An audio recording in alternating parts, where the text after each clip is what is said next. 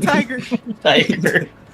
I don't know if the audience heard that, but the first words on this stream from our ears were Shibuti. But cool, hi there folks. Welcome to session 24 of Fathoms Below. I am of course your DM of Doom, Son of Asgard, or World Tree Quests here on Twitter, Twitch and YouTube. And with me today we've got my lovely cast. We have got Salted Cove, we've got just Kyle, we've got that one Warlock, we've got Madness Diamond 2.0, and we've got Lawless Ares Cosplay. Now, do we have housekeeping? Yes, we do have housekeeping. I've sent emails to everybody that has been chosen for Welcome to the Academy. If you've... Well, you should have received an email because I sent an email to everybody. So, if you haven't received one and you sent in an application, check your spam or check that you gave me the right email address because I sent one to everybody. I've chosen my players, I've chosen my reserve players, and we will be meeting for session 0 as soon as possible. I'm also going to be leaving the application form for Fathoms Below for our 6th and final cast member. I'm going to be leaving that open for another 2 weeks. So if you do want to apply to that, go and check out our social medias. You'll be able to find it fairly easily on our Twitter page at World Tree Quests, or you can stick around and it'll get put in the chat at some point tonight. In fact, I'm going to open it up just now so that it's ready to go for when we're getting the recap done. Do I have any other housekeeping to go by? Oh, yes. A little bit of information. So, we do have a merch store. It is now kind of sorted. I've got the preliminary designs for what is going to be released.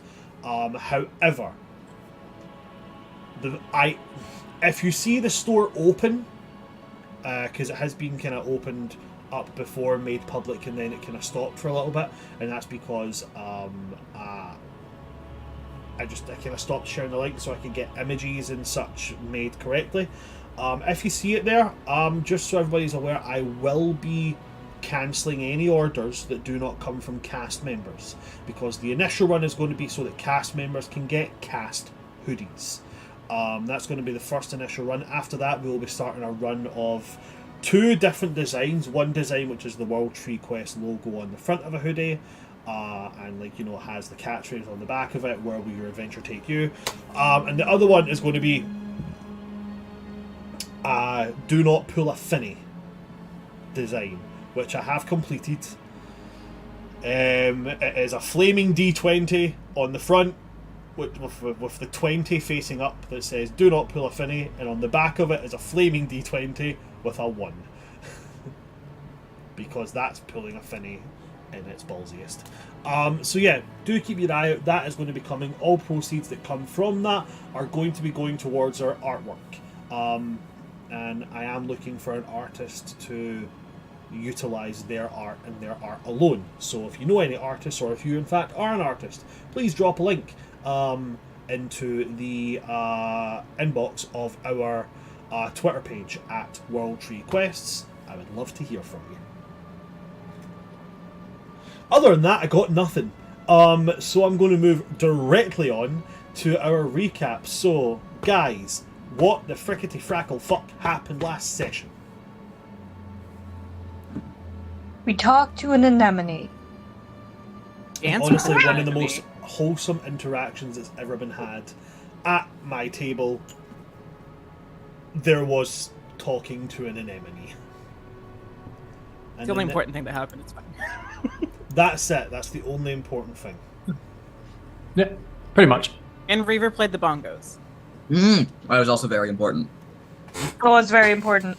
The harem got a little more decided. We are proud. We are very proud of you for that. Mm-hmm. Ariel took it really well. Oh, well. Yeah, totally wasn't face first witness to it. Yeah. Roll over, try not to cry a lot. Cry a lot. We pulled through the waves by Echo with Marisol laying in the water with Ariel. We were We were trauma bonded by our heartbreak. We were. I will grab the Bible. I will give an actual recap. Ugh. I think we're doing praise be the Bible. spectacular. Praise be the doing Bible. Fantastic. I'm so proud of all of you. I also need to get a new binder specifically just for Fathoms. My binder's about to like bust. Bet. For context, I'm anyway- happy to. Oh no, you're happy? Yeah, I'm happy to financially help support that because of the amount of bullshit that we end up filling that with. I got you. There are 47 written pages of notes in this binder that are just dedicated to Fathoms, not including my character sheet information. Yep. Note taker life. Do you remember that bet of 100 pages in less than a year? We're gonna hit it. We're gonna hit it. Told you. We're gonna hit it fucking hard. We're gonna hit it so hard. So basically, we continued our journey, and Echo doesn't know how to react to being transported via Reavers, carrying of them, or escorting of them. And so they cope by just having giggling echoed around us as we're being escorted by Priestess Chira and her lovely guards who are potato sack carrying Malith, who is still unconscious. Discussion is had of Marisol worships a being of death, so seeing creatures made up of other creatures' deaths made her very curious about Echo specifically. And then Reaver has basically a short conversation with Priestess Chira about trying to stop Malith from dying and what the leftover effects of the poison might be. And she kind of just gives a rundown of how it might affect him, but it's no really way of knowing because he's been affected for so long with it, but they're going to try their best to fix him. And then... let's see. We took a short rest once we got to the area. Echo pops off a healing spirit to heal, and the spirit looks like a featureless manta ray and sends it over to Reaver and Ariel for a full health restore, and then Marisol heals loose back to full. Which we got to see Echo's healing spirit for the very first time, and Reaver had some feelings about that because it looks a little bit like what Taito, his patron, looks like. Being Taito is a manta ray. Loose insight checks Feather on the journey. Basically, he's going through it because he used his powers and did the lich thing and is having some feelings about that. And Because he liked it. He liked it, and nobody faults him for it. We're all very violent sometimes. It's fine. We got a description of the general area that we're in, and it's full of colors, it's full of anemones, and merfolk, and tropical fish, and aquatic mammals. The biggest visible thing that we can see where the water shifts and becomes a different entity. And through nature checks, we found out this is because it's the difference between freshwater and saltwater coming together. Bran gave us a little bit of a actual aquatic nature info dump about why that happens, and that it's an actual thing that happens in certain areas. So we have so many underwater nerds in this campaign, as it should be. But that is the border between the Eastern Sea and the Damarian Ocean. And once we got to the Salted Cove, Ariel basically observes the party and sees how everyone's reacting to, finally settling down and taking our rest. And Ariel explains kind of to all of us, but mostly to Marisol, what is actually happening with the water. And then Marisol also, gives a nudge and a smile in relation to Luce. And I believe Ariel went over to talk to Feather, and Feather and Ariel had a conversation about Feather enjoying the fight and enjoying being able to use his abilities. Even though it's kind of the darker side of him, it's very much the I'm a monster. It's like, that's fine. It's cool. That's hot. That's hot. No, that's the conversation with Luce later. And they basically have a conversation of, because Feather is so conflicted about having used his lich abilities in the fight and having, enjoyed it, how is Feather going to make use of this? How is Feather going to make it worth it? was Ariel's question. And Feather just says that he just has a lot to think about in regards to that. Feather goes to take his phylactery off of Reaver's hip, to which Reaver intercepts his hand, and they kind of have this moment of brotherly, the fuck do you think you're doing? Marisol, sensing the tension, comes and takes Echo to go converse with some sea anemones. And Feather and Reaver have a telepathic conversation saying that basically Feather wants to do some introspective analysis using his phylactery and do some lit shit. And Reaver actually uses Feather's name, which is Celia, to tell him that he can speak freely about what is possibly on his mind. And Reaver wants to keep the phylactery to keep Feather safe, but Reaver wants it to keep, but Feather just wants to keep it for an hour and promises to bring it back. And Reaver basically says it's like, if you don't come back, I'll come find you. And Feather makes the statement of, if I leave, you will never find me. So, abandonment issues. To which Reaver kind of internalizes that, drops his hand, and lets Feather take the phylactery. And Feather goes off to do his lit shit. Priestess Chira sends her guards off to take Malith, and she says it will be a few hours, but she'll come and find us whenever everything's completed. Ariel offers to help, but Priestess Chira explains that it's a very sacred thing that they do, that they try to keep in-house amongst themselves because of who they are and how they deal with things here in the Salted Cove. And so then we get the adorable moment, and it's one of my favorite moments so far, of Marisol and Echo looking at the sea anemones. And Echo touches one, makes a con save, takes poison damage, which has an uncomfortable buzz to it. And the anemone is surprised and sort of moves away. And so then Echo mirrors that and recoils as well. But there's no fear or anxiety, just interest, and Echo turns a shade of coral. And on a D100, a 22 does nothing. Echo tries to get to know the sea anemone and goes to it again to touch it, because Echo wants to hug the sea anemone. On another con save, there's no damage done, but still that buzzing vibration is felt. And on a 99 on a D100, Echo hears a voice, an androgynous voice that says, "Careful, sweetie." Echo goes gold, and then carmine, and then we freeze, saying hello with no response.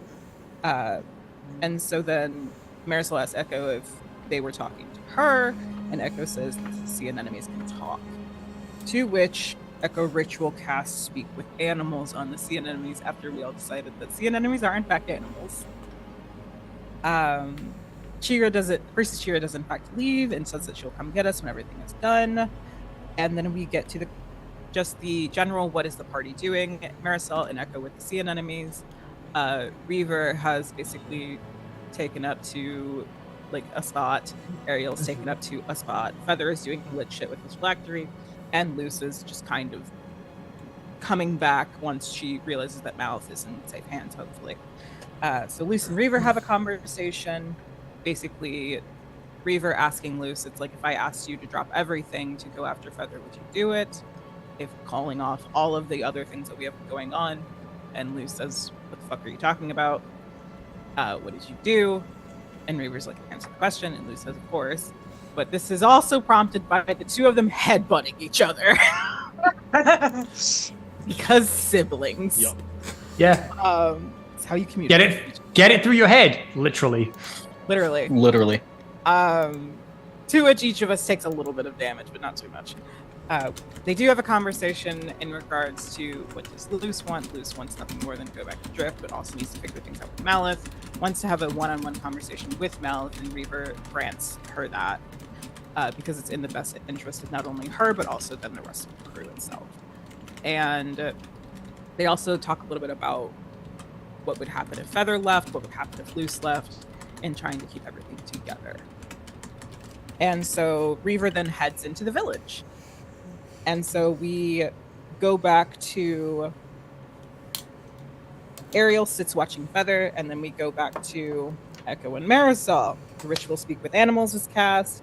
Echo asks the enemy, am I bothering you? And the enemies say, we cannot be bothered. With friends like these, who needs anemones? Anemones. And Don't so get that YouTube clip stuck in my head again, please.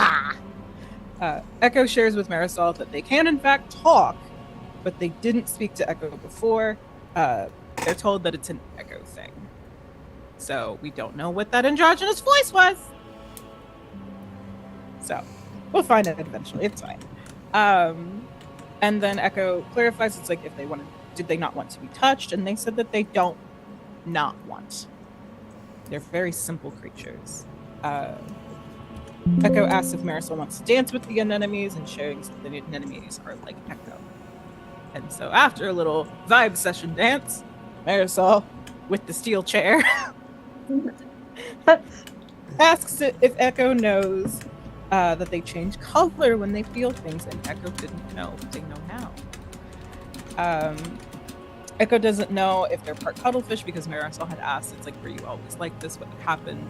And we got a little bit of an info dump about Echo and how they've been changed. And through that, Echo also changed to a shade of lavender. And they also say that they remember most of what happened to them.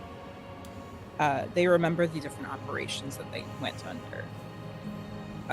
Marisol asks if any of the ones with the weapons did this to Echo, but Echo says no. Those are the hunters, and they cannot cut without killing. They do not know the names or the locations of those who had changed Echo. Echo was fine with being a monster. Marisol says that what Echo wants matters in the end. And Echo asks what Marisol is, and Marisol tells about how she's a Misted Merfolk and who her people are and how they value dance and performance and stories. And up until 2 weeks ago, she hadn't spoken a word. But then once realizing that her not speaking because of her past experience did not in fact do anything to save Ellenson, Marisol had a worry that Ellenson didn't know how much she had cared about them. And Echo says, even without speaking, people still know that you care about them. Which my heart shattered and repaired itself. It was rough. Yes. So Echo takes Marisol's hand and they turn a powdered blue. The touch is comforting and Echo smiles whenever they say that to Marisol. Very amazingly sweet moment. My heart, my soul. And Marisol can also feel every emotion through the touch contact with Echo. So they go to find Reaver. Reaver goes into the Salted Cove city with the Eastern Sea Merfolk, who are very druidic and cleric-like in their ways, and everyone seems to be deeply connected to their home, with children playing with the enemies, and there is a stone archway big enough that a full mana warship could sail through it, a giant crystalline shell where the priestess went. Luce decides to do some fuck shit, to which she tries to mimic what she's seen with people who are religious and have deities, and ends up communing with the primordial entity of knowledge. It's Kailora? Kahamna. Kahamna. To which Luce just is asking questions here and there, and Kahamna is kind of says, it's like, you've already asked that question, I've given you the answer. You just asked it again a different way. It's a little bit frustrated. Luce, apologies for taking up the time. Kahamna does not care. Kahamna's immortal and has nothing but time and patience. I see all, I know all, I am bored by all. Shop. Yes. It is then discovered that Kahamna knows of Luce's mother because Kahamna knows all who seek knowledge. Kahamna is not in favor of the Rat Touch because the Rat Touch seek to basically pervert the seeking of knowledge and want to use it for nefarious purposes. And then it is also revealed that Kahamna not only knows the location of King Adelan's armor, but says that Adelan has no grave, Adelan has no sarcophagus. And the thing in the sarcophagus that was shown in one of the dreams shared amongst the party in the past, with the different pillars with our titles on them, or designators almost, with the hand coming out, is the thing that Adelan is fighting. And that was a lot of information for Luce to have. Luce has never spoken to any kind of entity before. She just kind of accepts it. To which we also get a interaction with Ariel and Aquis, where they touch base a little bit about what's going on. And that is where my notes end, because then it became me becoming so hyper-fixated on the conversation. Write it down. It was I a believe the general... Yeah. It was a very nice Go ahead. interaction with Mhm. Ariel and Aquas. It was basically just asking questions to like protecting the party, and Aquas basically replying with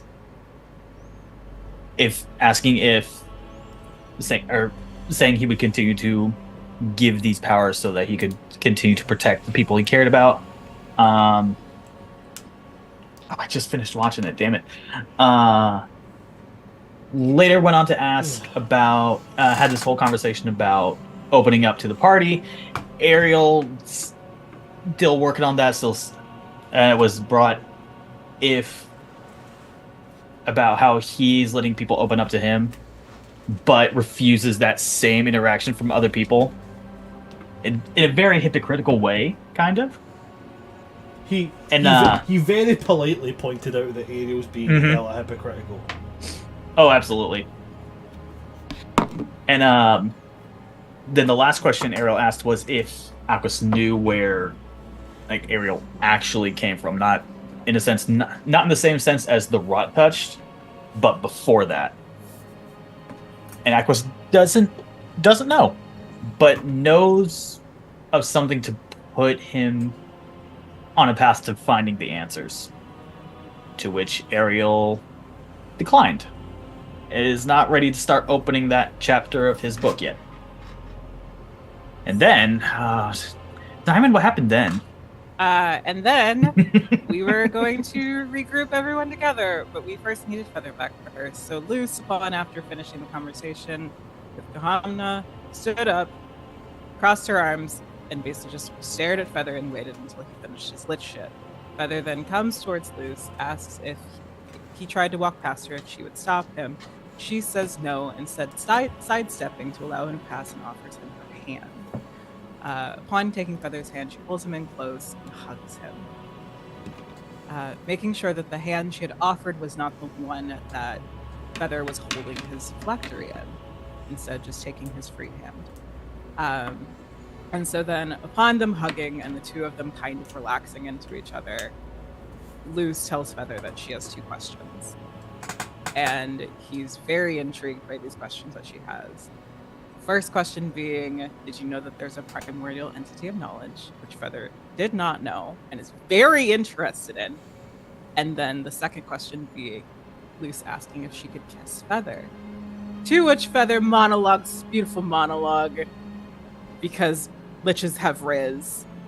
But upon Bran making several charisma rolls behind the screen and having wonderful reactions to being rizzed up by a player character, the two Feather did in fact end up kissing Luce, to which Luce's response after is like, you didn't answer if I could kiss you. And he says yes, and she says, then you need to stick around so then I can kiss you. And the two of them have this very sweet moment with Celia. And upon doing this, Feather offers Luce his phylactery, which he had dropped in the moment of them kissing, using Mage Hand to pick it up, because of course, why would you pick anything up by yourself? When you have the ability, why would you ever bend over again? Don't answer that. Don't answer that. Don't. That's her that he had gotten from, that Reaver had thrown at him from the interaction with Luck that had gone wrong before, while we were still in our transient moments. Yes. In the Grecian merfolk city. Grecan merfolk, yep. Grecan merfolk city. With Ariel saying that it's a luck charm, Luce clarifies that it's not in fact a luck charm she went on with her mother and father in her childhood, that she's just kept, and tells Feather that he should wear it. If she is going to have something of his, then he should have something of hers. And the two of them, holding hands, walk to go find Reaper. But in the distance, because Luce has a passive perception of 13, it's not as aware as she should be sometimes. That's why we have Echo. Into the sand. But also witnessing this entire thing was Marisol and Echo coming to try and find Reaver. To which Marisol and Echo go to Ariel, Marisol lays next to Ariel, and the two of them have a very, "You okay, buddy? That's rough, buddy." My not girlfriend kissed a lich moment. Well, ever. We need to reiterate how this scene looks. A 2.5-foot tall little thing is dragging a deep elf and a whole ass mermaid behind them like it's nothing. Yep. Echo says that they will not eavesdrop. Echo could not prevent the eavesdropping from happening and heard the entire confidence to Ariel that whenever Archie used to be in a rage, Archie was kind of uncontrollable. And one of the effects of that was that at one point Archie tried to rip out Feather's heart.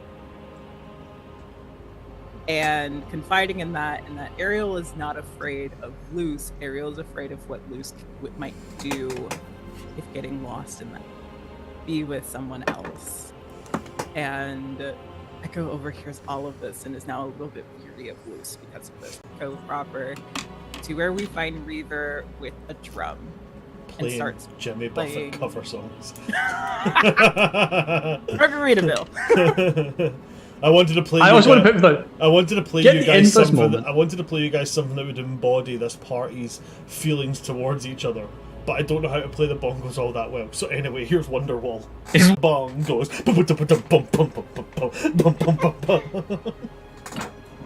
Think of it the other way, as from the player aspect.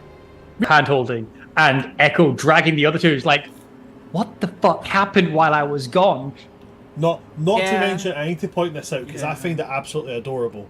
Luce's hair tentacles are also grabbing Feather's head. Yeah. Well, I think you said one side of them is, the other side is reacting like it wants to reach over, but it is. So while Reaver's playing the bongos, Reaver plays a sea shanty that Feather also knows. Feather joins in singing, and then Reaver starts playing the Song of Her, and lays across. Basically, I think you described Echo draping themselves on Reaver, and Drape where there's over his contact head. being, I believe it was Ariel and Luce.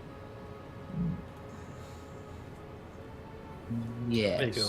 We now have Echo. There you No. go. No, it was Reaver. Reaver and Luce. It was Reaver and It was Luce. Reaver and Luce because you don't need moments to just open up and let everything go. But on the insight check with Luce, Echo realized that where Feather is touching Luce, she is calm, she is relaxed, she is at peace. But on the other side of her body, she's still very tense, and it's very much this energy of the calm before the storm happens. To where Echo gets a little bit worried, taps the side of their head looking at Feather. Feather establishes telepathic connection and says that Feather should hold Luce because she's comfortable and she's more safe whenever he is holding her, to which Feather then stands behind Luce and envelops her completely in a hug while Reaver is playing the drums. And then we got the after credit scene of we get to see Priestess Chira and the other members working on Malith. We get the really creepy thing of Priestess Chira quite literally pulling the Kriakos curse out of Malith's mouth, and it looks like a fucking symbiote, and tossing it into a geyser. We are poisoned now, Eddie! Exterminate it. To which she speaks to Malith as he awakens, and asking him if he knows who he is. And all Malith says is Snake Eyes. And that is all of episode 23. That is all. A lot happened in it. Just so you guys are aware, that recap in total was almost 40 minutes. Like, I'm sorry. No. That's how much happened last session. There was a lot. Yeah. Onwards and Thank upwards. you so much to everybody that got involved in that there. And apologies about my random Venom impression. I just love Venom so much. Any chance just to speak like Venom is just immediately taking. Especially when he calls Eddie a pussy. You're going to jump, pussy. So, with that, the party's in this little drum circle, just chilling out, and everybody has emotions that are being felt. Do you know, for a minute there I thought that was a Chinese finger trap until I realised it's not. It's a crocodile clip. It's a hair clip. I can't use them in my hair. My hair's too thick. They don't hold correct. Yeah, It's a pain. it is. It's all fun and games having hair down to your lower back until you realise you can't do shit with it. You can braid it, make it pretty. So what I'd like to put out to the party is, in these final moments that we had, where there is almost a sense of calm, if not majority calm, at least a small sense of calm coming over the party in this point. Reaver playing the drums, Echo lying across Reaver's head, Marisol and Ariel being told that it is okay to feel their feelings about things. And then Luce and Feather, very, and I need to reiterate this, very evidently and very, not showingly, but visibly showing affection towards each other. Not like, public display of affection level crap, but like, Feather is actively standing behind Luce with his arms around Luce. And I guess we didn't really get a chance to ask this, but is Luce's reaction to that of comfort? Now that Feather's been told, when you do this, she is, relaxed and such, is Feather able to see that is comforting, or... Yeah, right, okay. So, it's very much a relaxed nature from both of them as well. So, for the first time in a fair little while, the majority of the party is in a state of relaxation, or at least semi-relaxation. Semi-calm state. So in the last little minutes of peace you get before you are made aware, what would you guys like to do? What's going through characters' mindsets here? We'll go with Reaver first. Me, we'll pass to the others. Reaver, you're first. Fuck. You made a move. All I You saw did. was your hand moving, and that was, a volunteer. Yep. The T-Rex DM. Damn. Was actually a I am- myth. They didn't have vision-based. They didn't have movement-based vision. No, You but you were just do. gonna stop it. They didn't have They vision. didn't. They had really good vision. they did have they had really good short-range vision. They were terrible long-range. Oh yeah, terrible. Also, if you long ever range, wanted, but if you ever wanted to kill a phenomenal T-Rex, short range. If you ever wanted to kill a T-Rex, just trip them up on flat ground. Yep, pretty much. If you ever want your day to be better, Just snap their ankles running to the sides. If They you ain't catch ever, him. if you ever want to immediately feel better, just picture a T-Rex trying to make a bed. Why T-Rex are so angry? Imagine them trying to hold hands. They hold tails. Picture a Which is T-Rex. ironic because the T-Rex's arms There's too actually many were jokes about very T-Rexes. strong too. Speaking of vision, can Reaver see the new jewelry attachments? So I believe we did speak about this. We did ask this. Reaver cannot see the phylactery that Luce is wearing. But Feather has, and again, I haven't stated that he did, so I have to go off that basis. Feather has not made any move to hide the necklace that he's been given, that symbol of luck. So I would say, I guess I would put it to Luce. Luce, do you think that the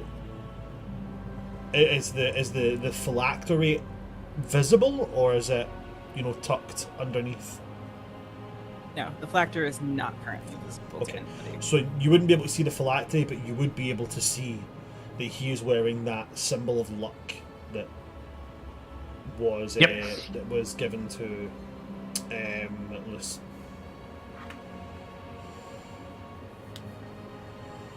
Then I'll keep that quiet, and I'll let the party do the rest of the reactions. But I have something that's on Reaver's mind. Okay, Echo. Anything you'd like to do in these little moments of calm that are currently existing around the party?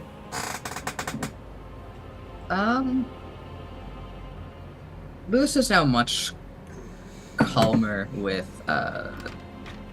Feather hanging around properly. Yes, that has been confirmed. Yeah, so with Loose calming down, Echo calms down almost at the same rate, like a fraction behind, just like, okay, it's happening, cool, chill. So Echo starts kind of like melting where they're lying across like Reaver's head, just to relax. They don't want to interrupt the music happening. I think is their big thing, because that is still going on. Yeah. I believe Reaver is still playing the drum, the kind of the drum that he's found. I'm not as good at hiding things as I would like my character to be at this moment, so I'm going to roll the performance again after seeing the additions. Okay. I apparently play better with the dirty 20. Maybe I'm clearly just trying to hide it. Channel your emotions into your music. Yeah, with a dirty 20. So yeah. Okay. Sounds the drums. Want to insight check Ariel. Okay. Is Ariel trying to hide their emotions? Honestly, I don't think Ariel has the mental wherewithal right now to. Okay. In fact, I'm gonna put it on myself to do this at disadvantage.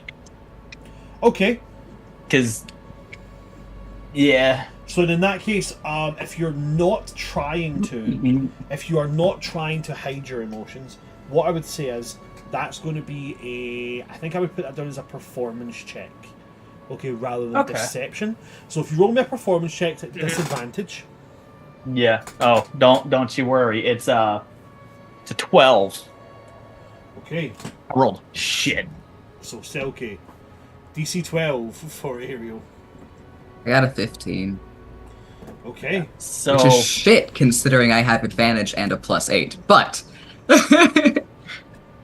so Just don't miss. Echo sees like emotions in colors, right? Like that. Kinda. a little bit. Echo focuses on body language. And how a body is being held specifically. Yeah. Because Ariel's still just like sitting there. There's not really much body language to read, but So, to be clear, body language for Echo, because of how Echo sees, does not just mean how they're carrying themselves. It means heartbeat. It means breathing. It means any small movements. It means all of it. Echo looks at the entire person from a baseline and then bases everything. Think of it as like Cal Lightman from Lie to Me. Every little tiny movement of your body is a trigger to exactly what your emotional state is.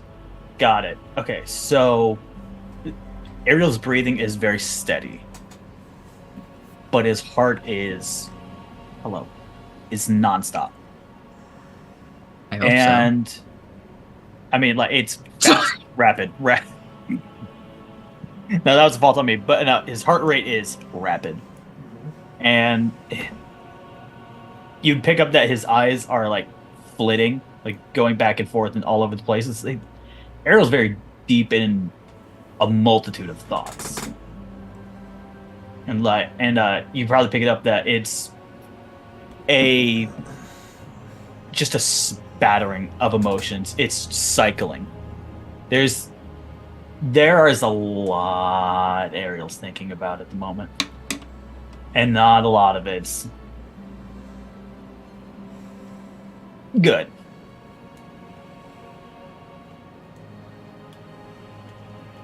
Okay. In the simplest of terms, Ariel's going through it. So the last thing that Echo's gonna do, Echo is going to give the top of Reaver's head a little bit of a tap, and then is going to whisper, trying to make sure that only Reaver can hear. But and just go, soon Echo needs to talk. There are things happening that I hope you're aware of, but Echo isn't sure. That's all. Be right back. I'm so sorry. I had a lot of liquid. Look.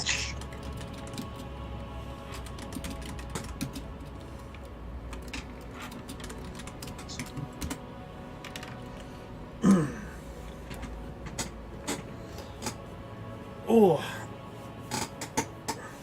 I'm excited.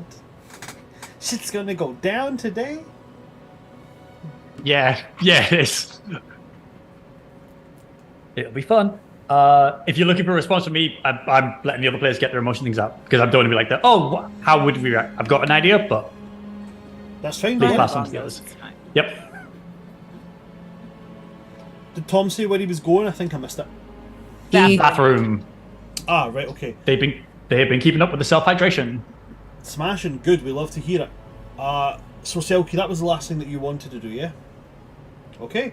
Marisol, Luce, anything that you guys want to be doing in this instance? I think Marisol would just sort of like sit next to Reaver, sort of quietly humming and then sort of quietly singing even, for the first time in years. Probably only loud enough that only Reaver could hear it. And then at the very end of one of the songs leading into the next one, will very quietly lean over to him, sensing the tension and trying to break it, just go, "No one will believe you." I love Marisol so much. Wait, hang on. I didn't hear that one. No one will ever They leaned over and believe said, "No you. one will ever believe you." Yeah, to what bit? What? To The bit the before I fact didn't that I get- was singing, to the fact that Marisol was singing very quietly The to only- themselves The next only to you person all. that could hear them would be Reaver. So they were literally leaning over and saying, "Hey, hey, hey." I would play louder to hide it. Aww. Supportive friends. We love it. Supportive friend. Is that everything Supportive. for you? Is that everything for you, Marisol? Yeah, Okay. I think so. Maybe go up and like check on Echo up there, and then see them melted and be like, "All right, they're fine." Then we go to Yeah, Luce.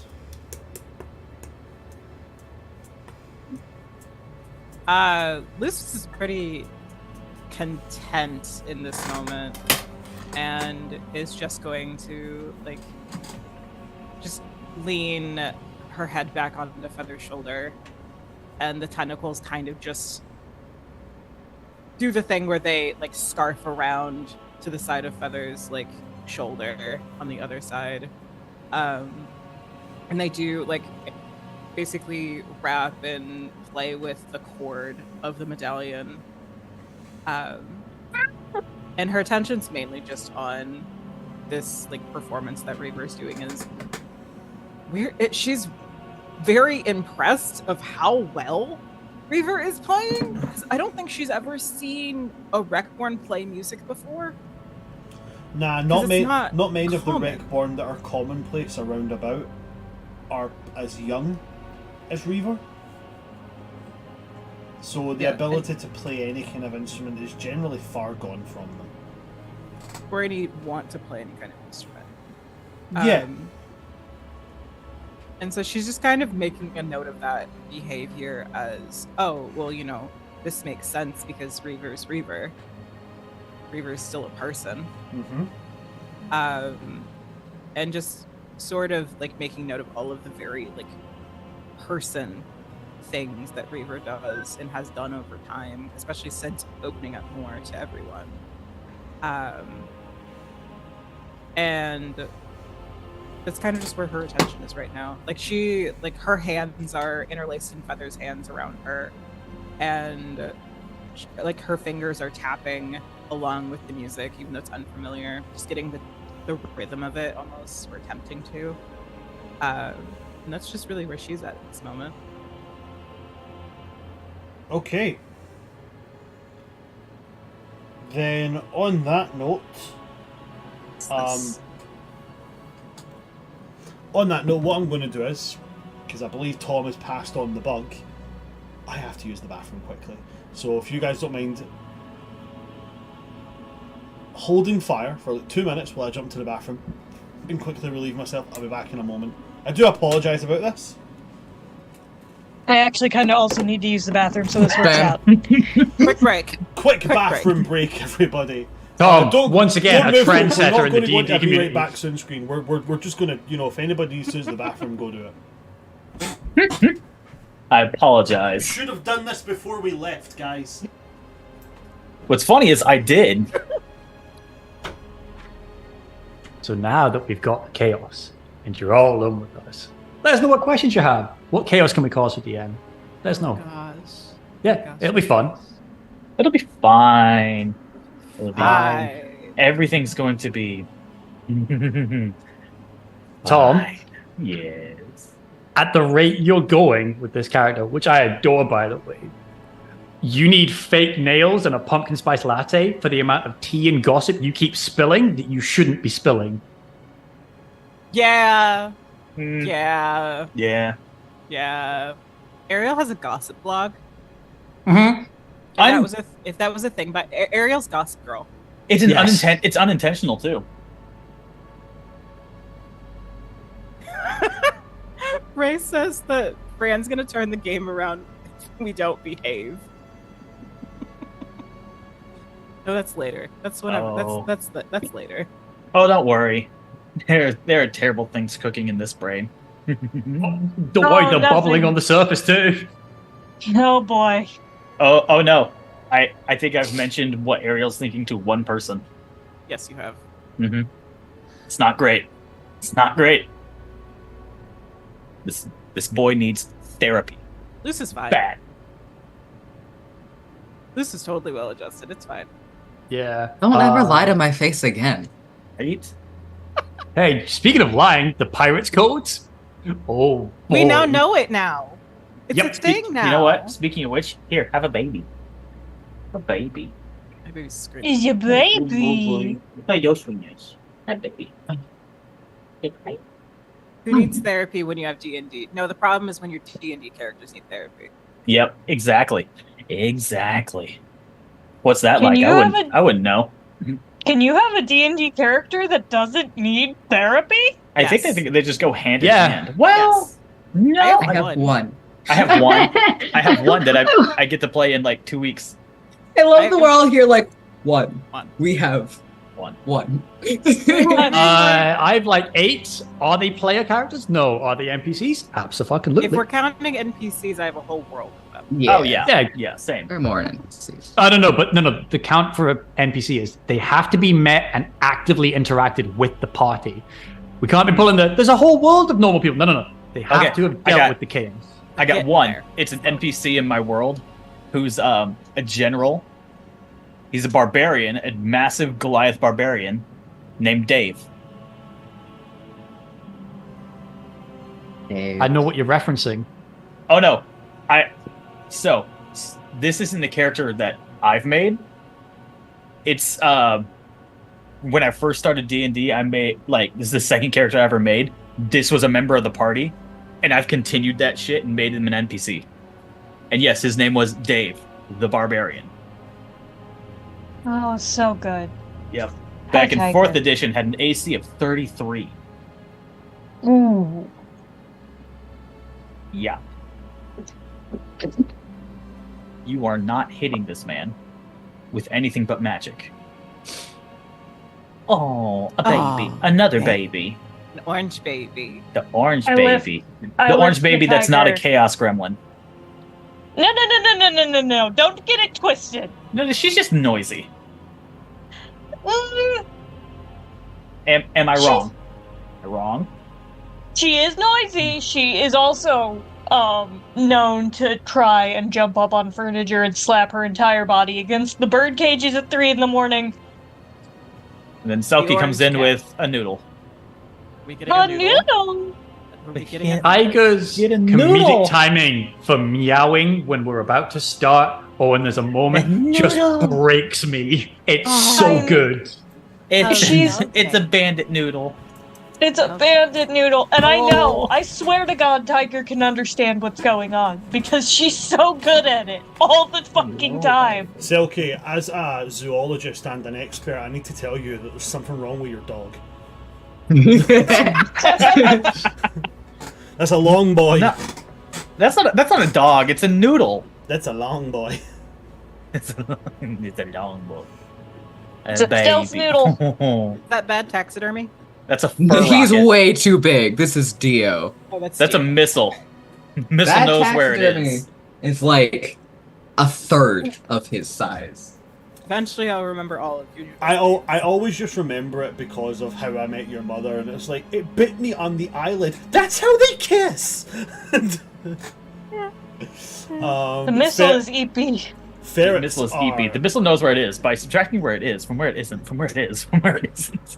Ferrets are fucking fantastic creatures, but also They're slightly wonderful. terrifying. They're wonderful beings. Right, so we just rounded off with everybody, rounded off with what was happening. Now what I need is for everybody to tell me what is everybody's passive perceptions. 13.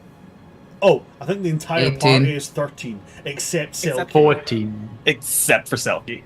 Yeah. That was it. Reaver was the odd one out. It's 13, 13, 13, 14, 18. Yeah. You gave me the funny hat. The That is my funny face. hat. Okay. Selkie and Reaver.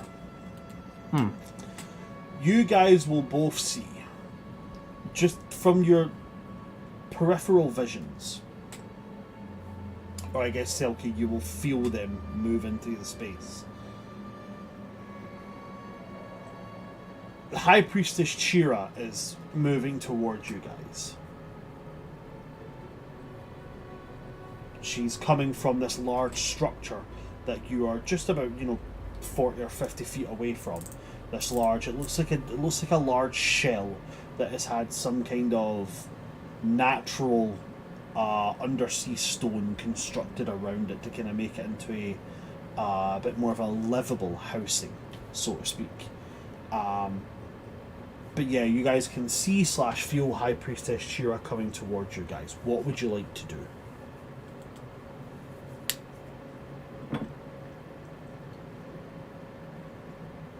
Echo's just gonna shift onto Reaver's shoulder that's furthest from her, but outside of that, not really anything.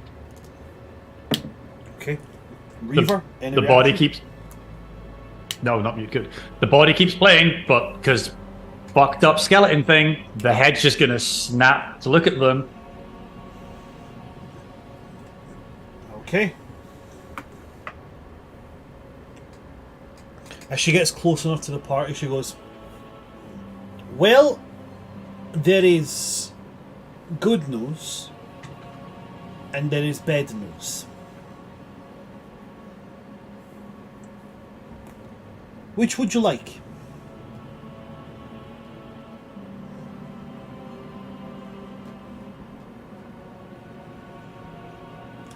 She's saying this to the entire party, by the way.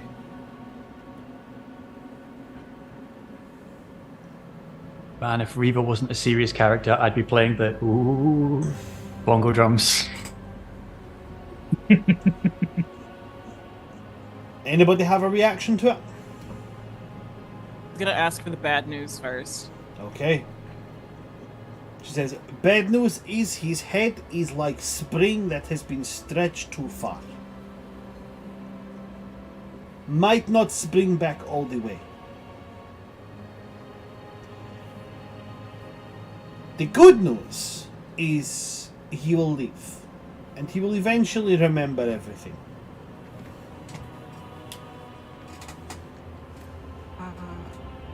I think Feather would feel Luz kind of tense up a little bit and then relax again. the tensing at the bad news that his head is not screwed on straight, and then relaxing at eventually Malith will get better. And Luce is gonna kind of, her eyes are gonna track to Ariel, and then back to Chira. And she is just going to sort of like nod and then look at Reaver. Well, he's alive, at least. That fill what you needed to fill.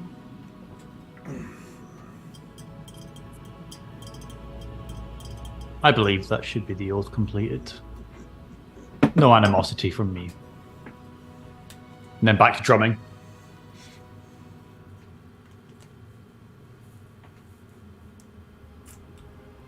To the rest of the party, any of you guys wanting to react to these pieces of information? No? Okay. Then she will say, he is awake if you would like to go speak to him. I'm gonna go do that, and Lucy's gonna pat her hand against Feather's, and like intermingle their fingers again, but kind of like move away from Feather. Right. It's like that universal symbol of like, let me up, like kind of thing. Okay, Feather will. He'll take one hand away, and as you move, it kind of like lets the hands kind of go until they physically cannot, unless he was to come with you, and then he lets go. Before she leaves his space completely, she will turn around and just kind of run her fingers through his hair again, and cup his face and just ask, it's like, can you kiss me before I go? I'm going to roll a check on this, because I rolled the check for the last time. I'm going to see if by any chance his intelligence is returned to him. Oh no, I've broken our intelligence character. Broken him.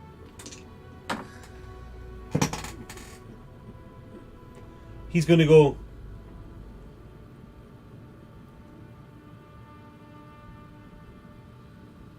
so your exact word of it was, can you kiss me? He's going to say, I believe I'm owed one. That's if you're here when I get back. I'll be here. Alright. I guess I'm leaving without one then. And she'll pat the necklace on his chest. He's going to grin at that and say, so as you kind of go, I guess I'm leaving without one. He kind of rolls his eyes at it, smiles, and he says, oh god, well, how would he react to that? Hold on a minute, hold on. Now you've broken the DM. No, because there's multiple ways he could react. But I'm trying to think which one makes sense in the situation. Luce has been very, very forward and very, very open in front of everyone. He's not used to that, but he's not entirely thrown off. But we'll do Constitution and Charisma. There's the Constitution. Okay, there's the Charisma. Sweet, okay. He's going to go, I kissed you last time. Mm-hmm. If you're intending to not leave without one, then you kiss me. The wording I gave you is, can I kiss you? I'm And you very said yes. aware of the wording. And then I said, then you best stick around so I can kiss you. So, you gotta stick around until I get back and I'll kiss you. She'll tap the necklace again and walk away. And as you walk away, he just kind of smiles, rubs at his temple, and then he's going to look to you, Reaver, and he's going to tap his head.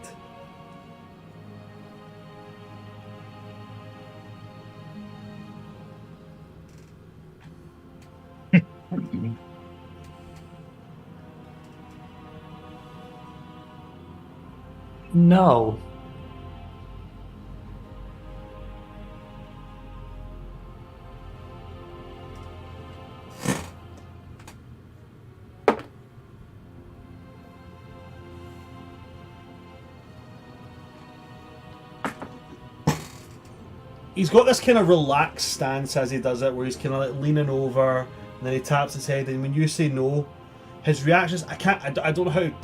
The words aren't coming to my mind to. Oh, I wouldn't say no out loud. I'm just not going to do it. Okay, it will still elicit the same reaction. Yeah. Because he has the capability to just go, I'm going to speak to you telepathically, but he's not going to do it without someone's permission. And when you don't answer, his entire stance and demeanor shifts. Like, he's got this kind of half little smile on his face, he's kind of relaxed and such, and then when you don't answer, he kind of like stops, straightens up. His face becomes a little bit of a frown, and then he goes into Reaver, what you would be very familiar with, which is he disassociates. And you would know Reaver because you've known him for years. You've seen this look on his face. He's actively scanning through all of your previous interactions over the past couple of days, trying to see what he's done.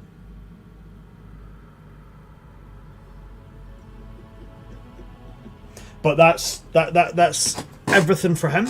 Does anybody have anything they want to do before we jump to Luce speaking to Malith?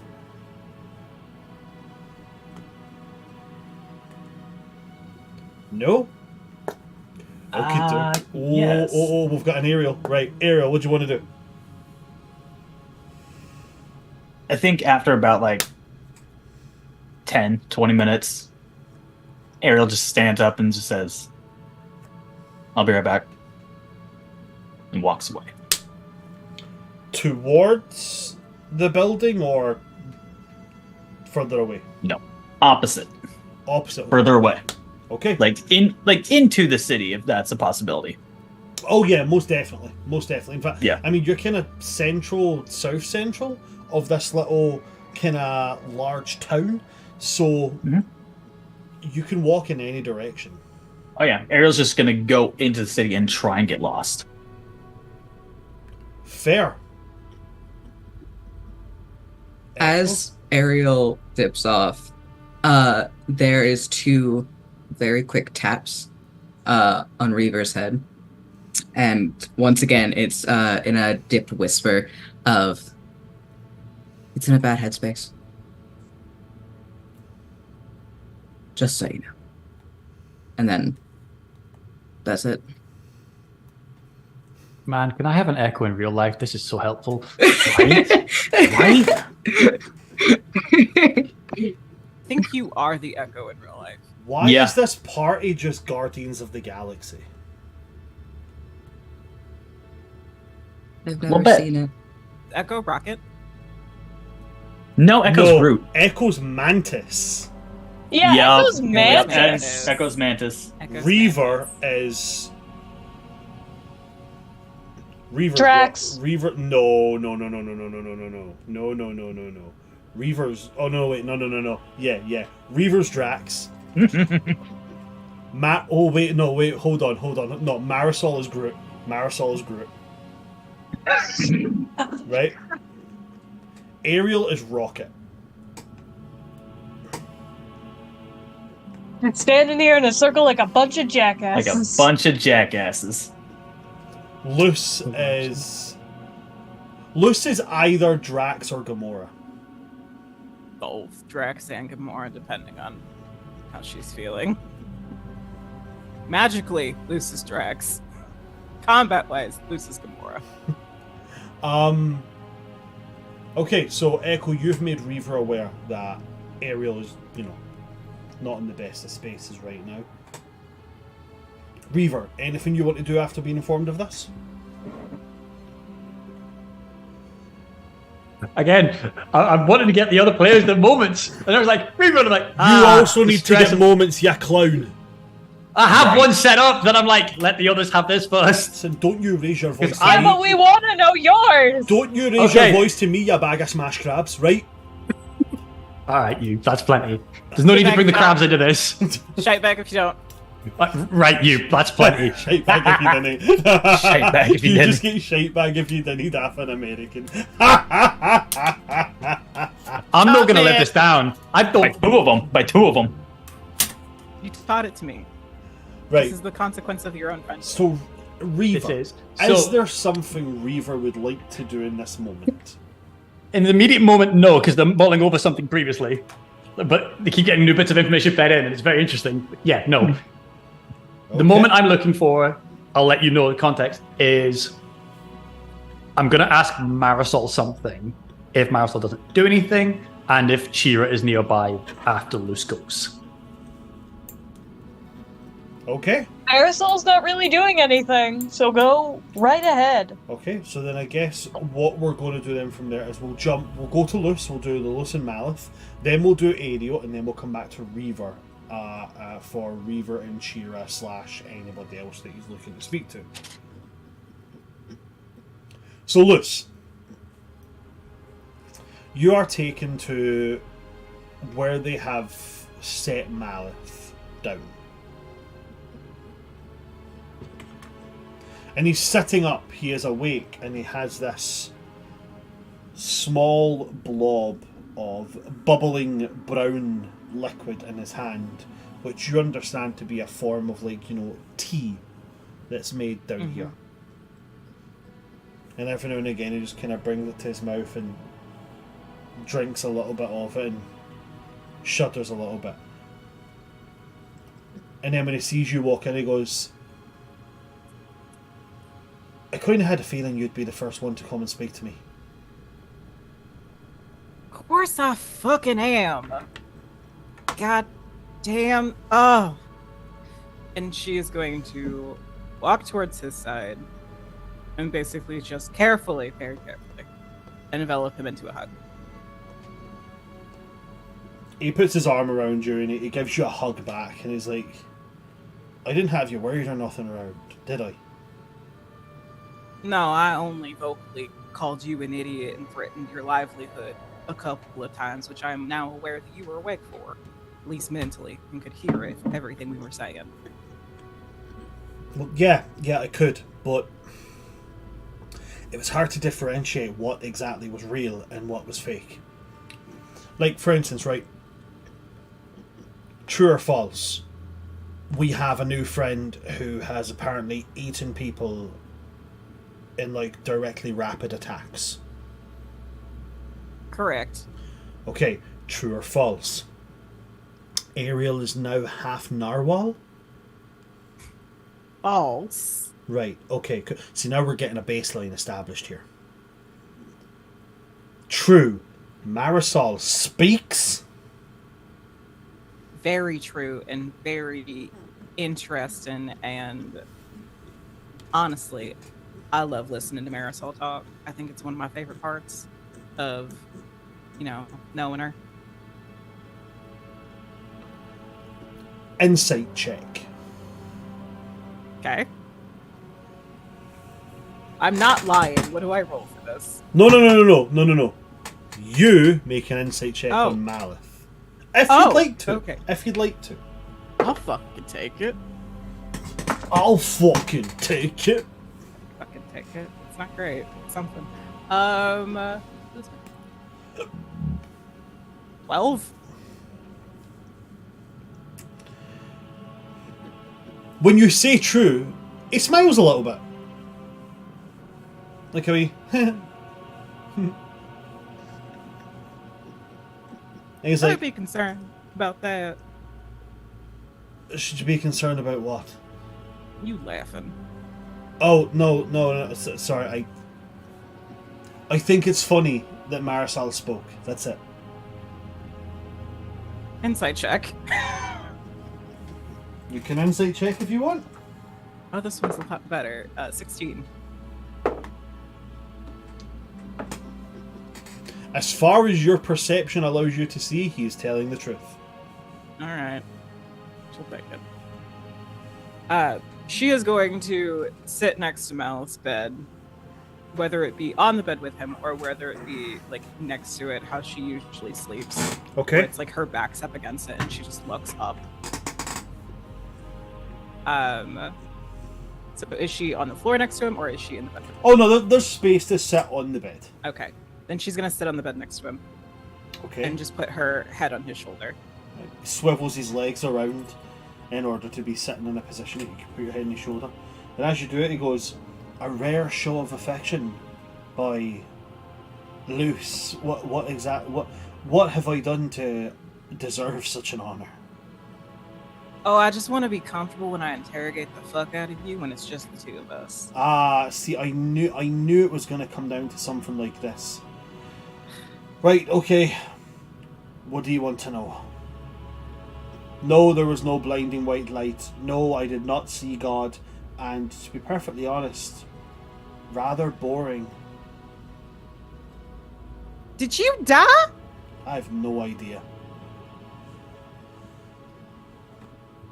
I hate you. I hate you so much. I mean, that's a bit harsh. I mean, geez, it's only just 2 minutes ago that I came back from the dead, potentially. Alright. I don't hate you as much as I did. Okay, I'll take that. Now go on with your interrogation. You're lucky I love you too much to hate you. Goddamn idiot. You're saying a whole lot of that L word right now. It's starting to... Are you trying to confess something here, Luce? Malith, shut the fuck up. Technically still my boss, but I'm still gonna yell the fuck out of you. Why did you let us bully you into coming with us? I know what you're capable of. You could have just slipped away at any point. You had a whole plan. But you still let me and Reaver bully you into coming. Just because somebody can do something doesn't mean they should, or that they want to, or that they have to, or that it's remotely the right thing. That's not the direct quote of what I'm trying to say, but it gets you the gist. Why?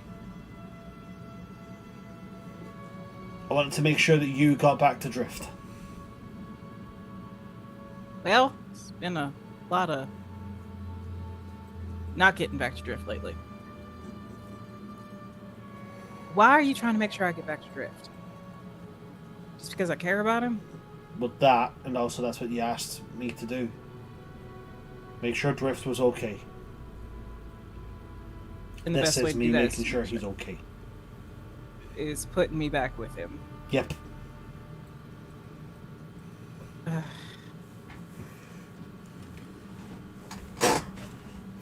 Why didn't you tell me when you found out who I was? Besides just being loose. When you found out I was Melusine Glimmertide? Because you wouldn't have trusted me. Why? That ain't... Right. Let's put it to this, right? You are somebody who, as far as you're aware, your life is that you have one name alone, and that is it. And suddenly somebody comes up to you out of the blue and says, "Oh, hi there. I know who you are. Also, I know what you do. And also, I know what you want to do. Also, I know your surname, and I know that you don't know your surname, but I know your surname. Now come and follow me, and let's go on adventures together." That doesn't really ring the most well thought out plan of attack now, does it? I mean, not in that phrasing. Yeah, I would have been a little worried and might have tried to attack you in your sleep. But, to get more answers, because I wasn't the most well-adjusted, still ain't, but I'm trying. To be fair, I ain't needed a surname that wasn't one I picked out of a crowd in maybe about 50 years or so forgive me for forgetting. No forgiveness necessary. Why is the name Glimmertide so important? Why does that complicate things? That's not my place to tell you. Malith? Melusine? No, do not full name me. You just You are full not my named father. me. You only got one full name. You gonna go by something else? By that logic, you only have one full name. I technically have two. Maybe three. That's even worse than by that standard. Just... You're not my daddy, don't full name me. No, I'm not. I'm not your dad. I'm not. We're not And we're not therefore, related, are we? no, we are not related. Sure. Very sure. How are you sure? and he's going to unwrap his hand, and he's going to hold his hand up, and there's going to be a burn scar on his hand.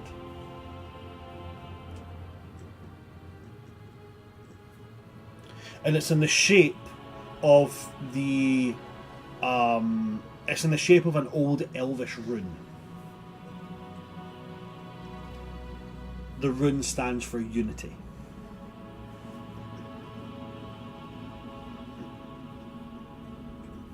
That's why I know we're not related. I ain't got that.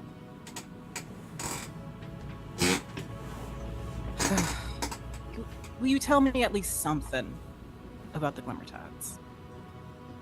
I ain't never met my daddy's side of the family. We stayed in Cephalophore.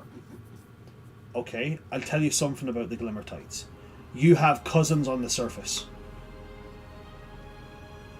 The surface? No, the bottom surface. I meant, are they still deep sea elves? No, Up top. no. They're. I think they call them tree elves. Tree elves. Tree elves, or it's something to do with tree. Leaf elves. Leaf elves. I'm sure it's leaf elves. The hell's a leaf? It's like a green thing that grows on a branch. Like coral? Yeah, cool. All right. I'm apparently related to leaf elves. I'll just ask Saley about that. I'm sure he'll probably know what that means. Who's saying it? Do we have another person that we picked up? That would be the one who talks to you in your head sometimes. Oh, the creepy dead dude. He is not creepy.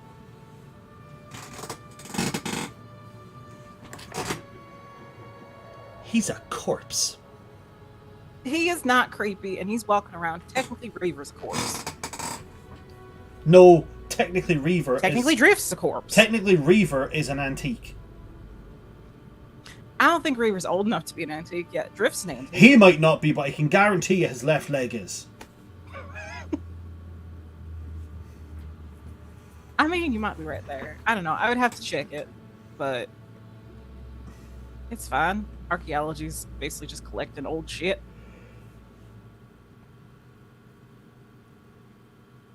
I think I might be older than Reaver, and it makes it a little awkward sometimes. That's fine. No, Feather's not creepy. Feather's a very nice man. Oh my god, you fancy him, don't you? Of course I do. Oh, it's always the weird ones you have a crush on. Yeah, I can't argue with that one. I really can't. But since you won't tell me shit about the Glimmertides, can you tell me about Koldo? That I can tell you something about. So, word is, by the way, word is that Koldo is a bit more important to the Tide than he let on. There's a rumour going around that Koldo was one of the founding members. I don't know if it's true or not. It's just a rumour going around. I met Koldo at Whale Watch, and he was just getting ready to ship off he was getting ready to ship off to Whale Watch, while Drift and I were just wandering about, and he seemed nice, and I just had him teach me how to fight, because I basically annoyed the shit out of him until he did. But how is Koldo a founding member of the Tide? That don't make any sense. Well, because at the time that the Tide was created and set up, he was one of the people that helped set it up.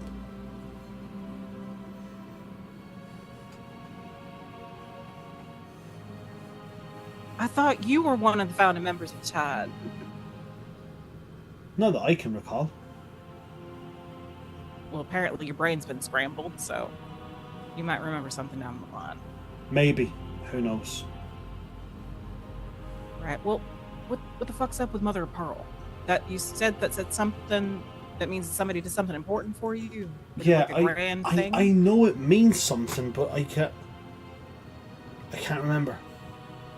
I know it means Okay. something, but I can't remember what it is. Put a dagger in that one later. But Deep Heart, you know how at least the places where the tide's working in Deep Heart, for sure, right? Yes.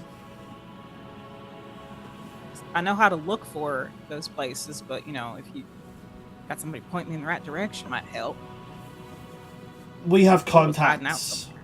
We have contacts. Don't worry. Well, I don't know if you heard this part, but Whale Watch is compromised. We had a suspicion for a while.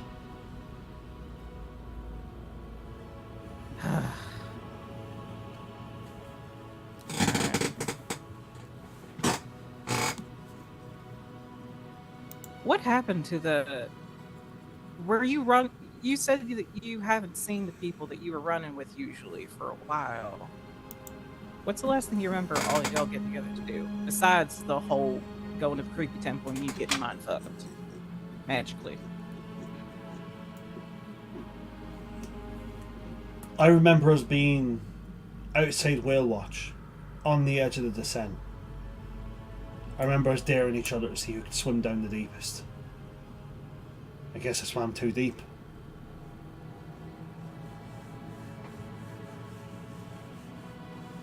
All right. Can you teach me how to read Thieves' Camp? Yeah, I can. Are you wanting to learn now?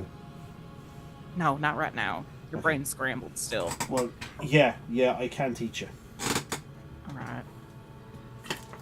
Are you up to being interrogated by the rest of the party? Yeah, send them in whenever they want to come in. All right. I'm just gonna hang out with you for a bit before I go back to that. Sounds good. That's where. Okay.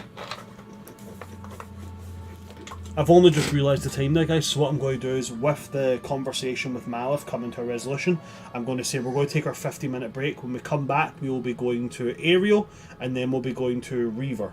Alright? Don't go anywhere, folks. We will see you after our 15-minute break.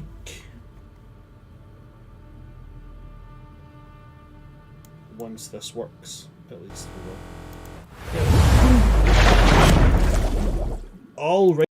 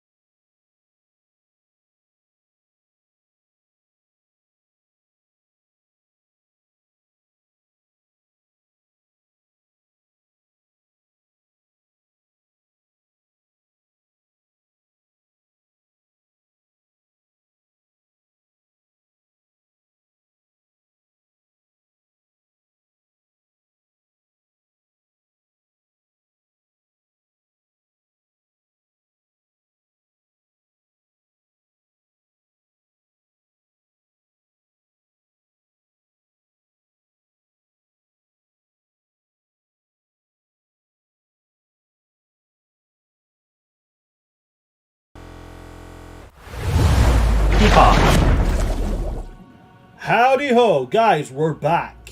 And with us coming back, we just seen Luce speaking to Malith, but I believe, Luce, you just mentioned there was something that you'd forgotten to say to Malith.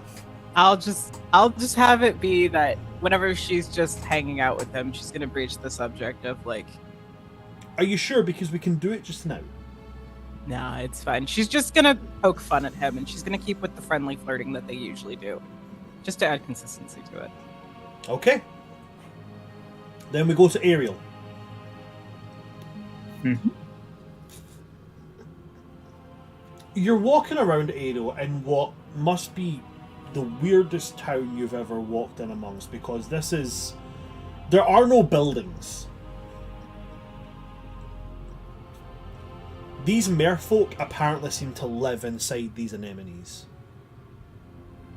forming an almost symbiotic relationship with these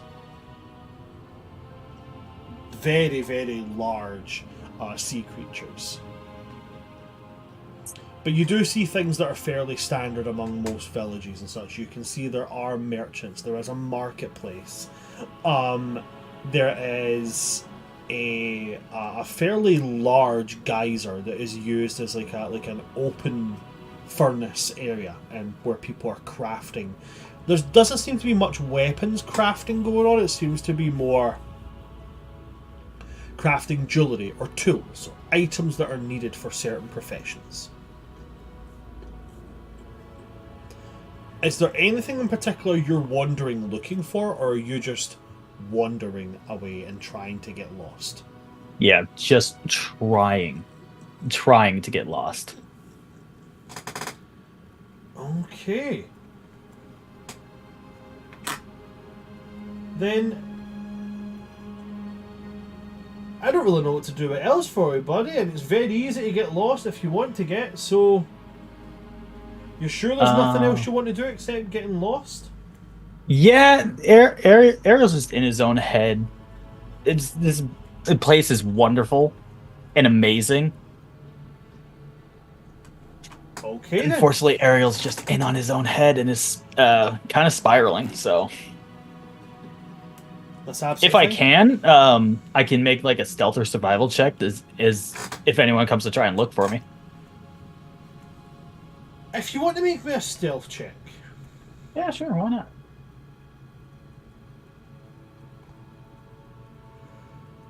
Wait, did I use them all? Oh, I have one left. Why not?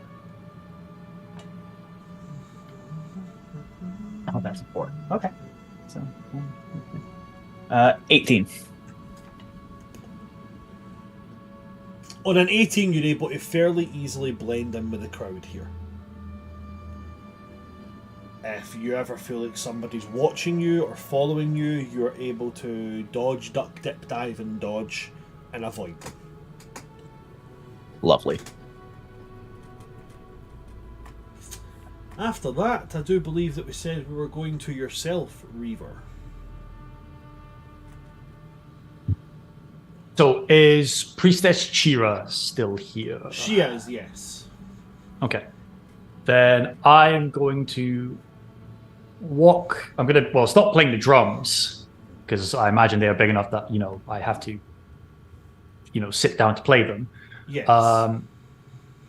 The head's just going to almost owl-like just snap to look at Echo's face.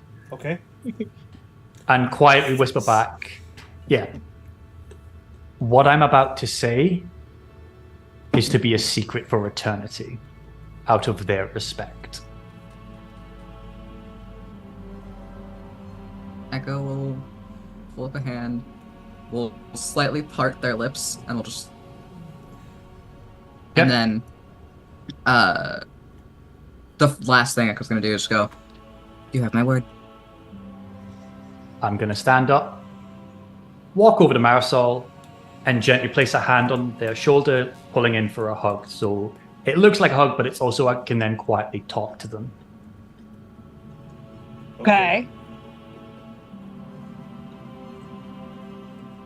No one will know, but I will always want to hear you sing if I can make you speak.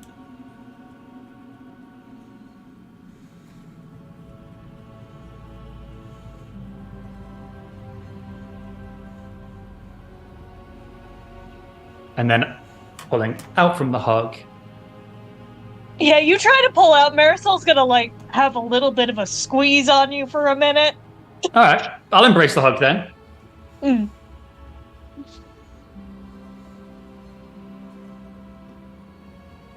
You bunch of soppy gits. Yep. No one will ever know, but I think you have the biggest heart of anyone here. Well, currently I don't even have anything but a rib cage, so we can grow it. We'll work on it.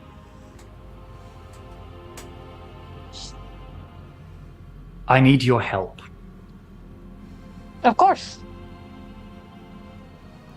I am under no illusions that I am forward and abrasive.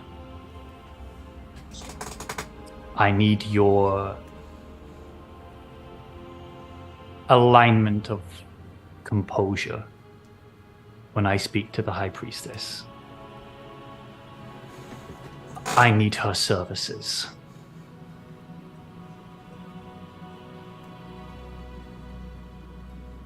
A little out of my realm of comfort. I do not know her that well, but I trust you and your judgment. Lead the way. Before I let go, I'll also say, the other reason is I need you as my second for something, possibly.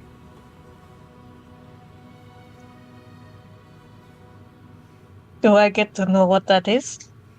We will see if it has to pass. But first, I must comfort our newest crewmate. I will be with you in a moment. And then I'm just going to go walk to like an alley or something. Mm-hmm. And then I'm just going to crouch down. Head will then tilt to Echo. What is wrong, little one? What do you need to say? Echo will undrape from Reaver's head to actually sort of float in front of him. And Echo... So Reaver, while you were having the interaction with Marisol, and Marisol definitely saw this, but Reaver, you felt it. Echo was gold. A brilliant, bright shade of gold. And it was just... all you felt where you were connected with Echo was a warm joy that was radiating from them. As they pull back, there is still that gold, but it becomes tempered with amber, not quite dipping towards a carmine tone, but getting there. But Echo's no longer touching him. Well, Echo tried not to overhear. Echo did their best. Truly, Echo never wants to intrude where Echo is not meant to be. Unfortunately, Echo was unsuccessful.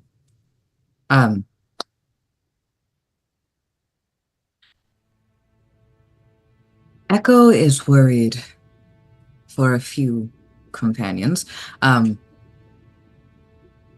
Echo is worried about Ariel.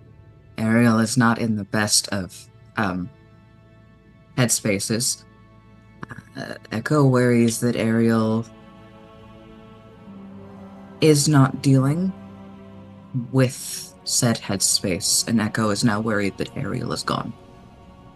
Echo may try to find Ariel soon. But that's not what Echo is really worried about.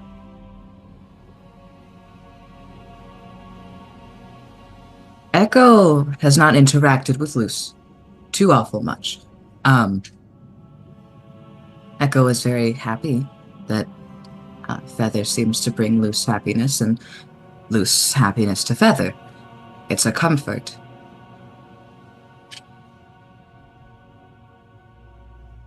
However, Luce was compared to someone Echo had not heard of before. Someone who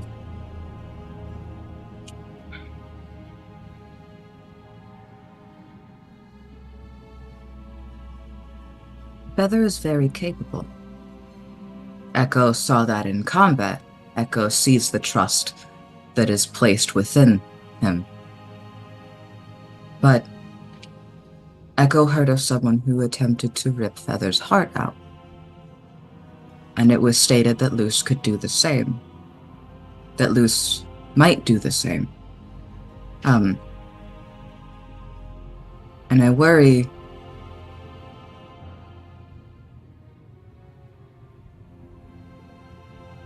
that Luce is very similar to this Archie that was being spoke of.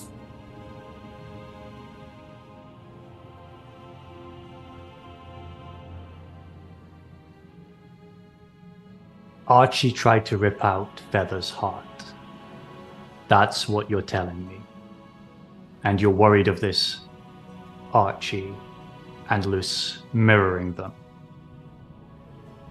Yes, based on what I heard.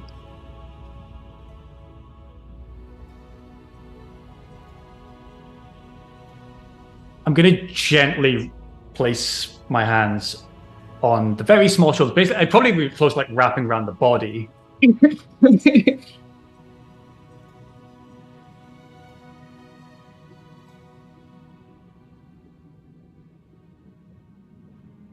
I, Reaver, swear to you, Echo, that no one will ever get past me to hurt you. Not Luce, not Archie, no one, until I am dust. Echo...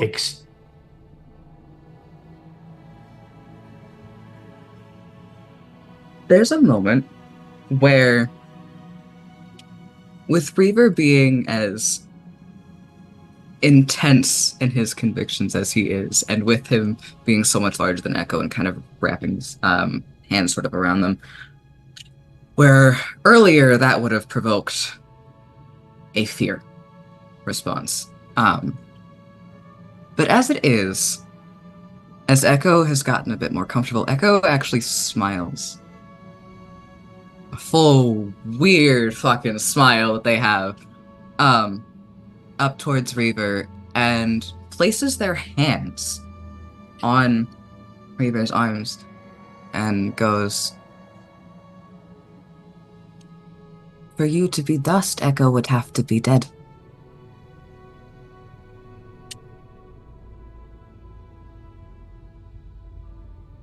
I have matters to attend to. Hunt down Ariel and keep them safe. Understood.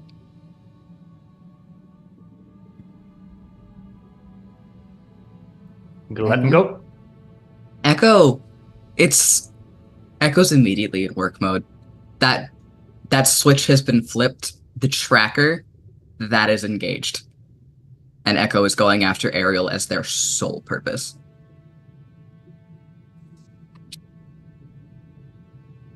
You are muted, Bran. Muted.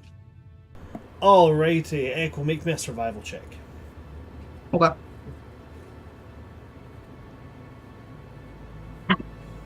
Do I get any bonuses since this was literally one of their jobs? It's okay if not. They have a pretty okay. I would say because of the area you're in, new stimuli, lots of new stimuli. That's very true. I would say it doesn't fucking matter. I rolled a 23. 23, yeah, on a 23, their stealth check was an 18. So you're able, after a while of kind of moving around and feeling out the location of things, you pick up something that gives you a trail to Ariel. And you're able to just zip along on your happy little merry way towards Ariel. Now what I'm going to do is I just want to double check, Reaver, is there anything else you were looking to do right now? It's the thing with Marisol and reacting to that, but by all means have the Selkie and Ariel moment. because I need to process how to go with this idea as well. So, Selkie, you are able to find Ariel, who just seems to be wandering aimlessly.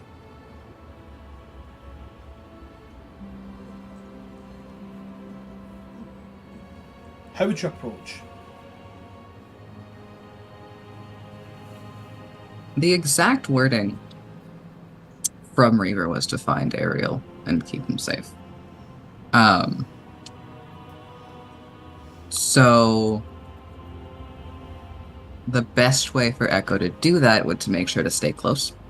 So Echo will approach from the front as to not startle Ariel too awful much, but we'll get right up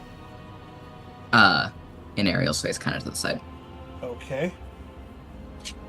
So Ariel, as you're walking along minding your own business, from in front of you just a very, very sudden appearance of an echo.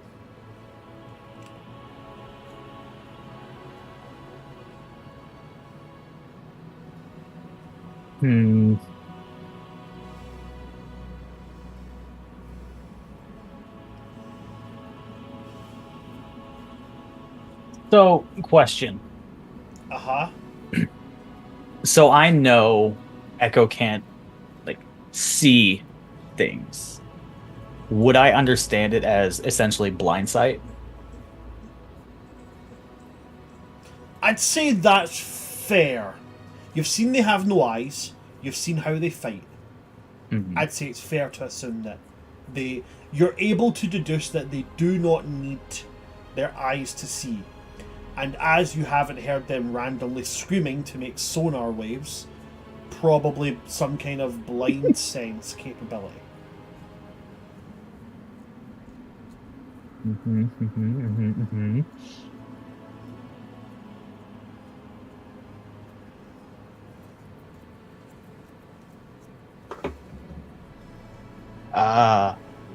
Ariel's not going to say anything. Mhm. He's just going to continue to walk.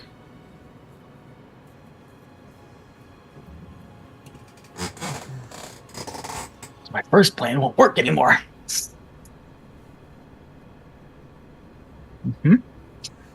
There was a ploy. My bad, buddy. Nah, it's all good. You just chose the one person who's not affected by mirror image. Echo's the tracker. I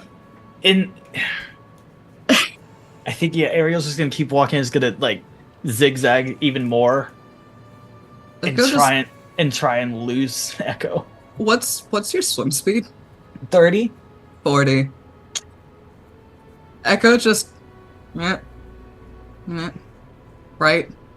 on your ass. Just And then in that case, this Ariel's gonna stop. If it's all the same, I would very much like to be alone. Thank you. And we'll walk. and Echo's gonna follow. Echo's gonna look at Ariel and just, as much as Echo would like to respect your wishes, not only was Echo sent to keep you safe, Echo is also a little worried about your mental state. I'm fine. Why are you lying to Echo? Because it's how I survive.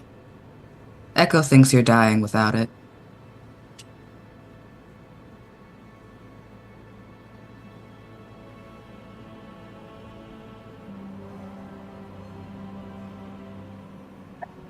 Ariel thinks they're dying if I stay.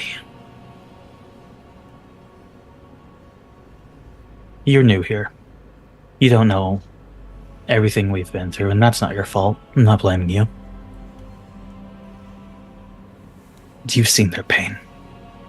You've seen the expressions on their face. And you've heard of what we've gone through. And it all leads back to one thing. It is my fault. Malith is in the state he is because of me.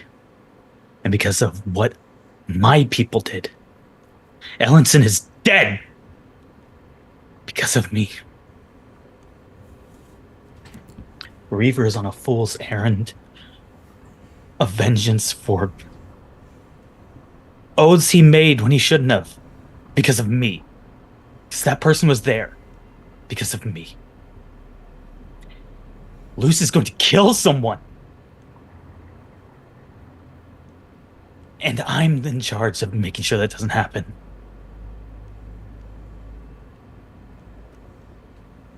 Marisol is broken.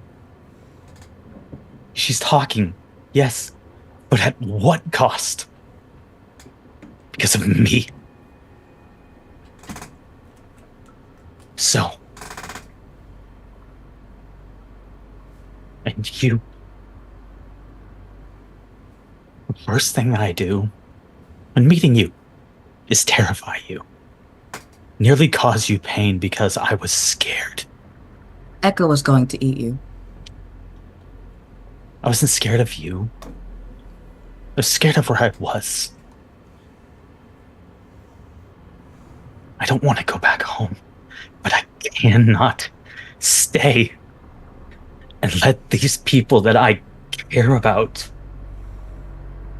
die because of me. So Echo I can sympathize. appreciate you looking out for me. But I would very, very much like to be alone. Please.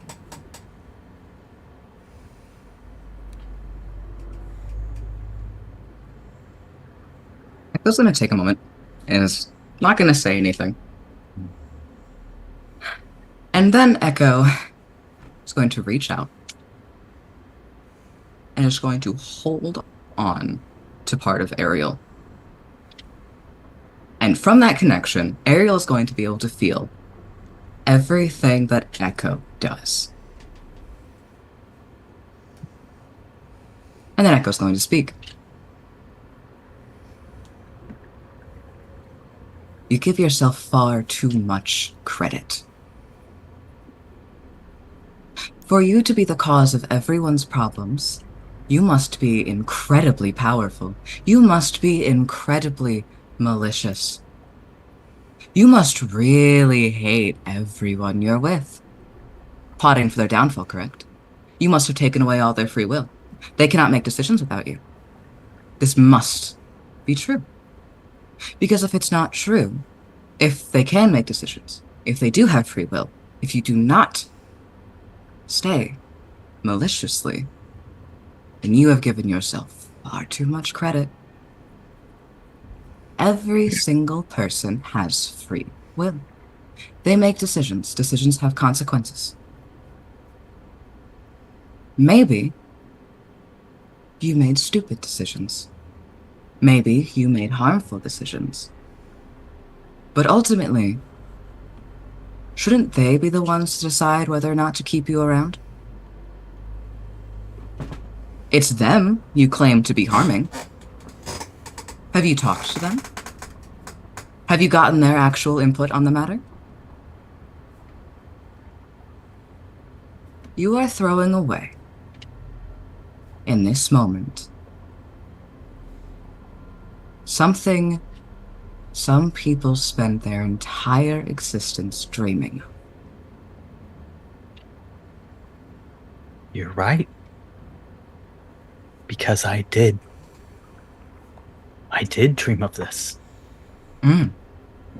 And now, what grew and haunted me while I was in a cage follows me relentlessly and is a danger to each and every one of them. And you. So should I leave? Now, no. You should Then what's stay the difference? because it's not coming for you. Not coming for me. Not coming for me. And there is a surge of almost indignation. A surge of almost anger, but it's not quite there. I know nothing about your party, about your group, other than what I have seen. You know nothing about me, other than what I have let you know. But you saw them. You saw the hunters. I spoke of them. That they're coming for me. They're coming after me. You seem to have something after you. Something you dread. Something you don't want harming anyone. But they already know you're with this group. If they're any good. Why would you leave? Leave the group that you claim to enjoy, to fend for themselves, for your problems. Why would you not be there to help solve your problems with them? Because no matter what, I promise you, the key link to tracking you down is to go through them, and that does not change whether or not you're with them. I have been hunted ever since I got free. I've killed hunter after hunter after hunter. And I will continue to do so, likely for the rest of my life. Well, at least yours can be killed. And does that link with Echo? Does that go both ways? Could Echo see what Ariel's thinking? So Echo is very good at picking up on emotions, but no, the emotional link does not go both ways. Okay. So I can insight check him. Echo would be insight checking this motherfucker constantly through this conversation. Oh yeah. There's definitely a fear. There's also the sense of like an underlying sense, because your insight's high, I'll give you this. Of, for lack of a better word, uselessness.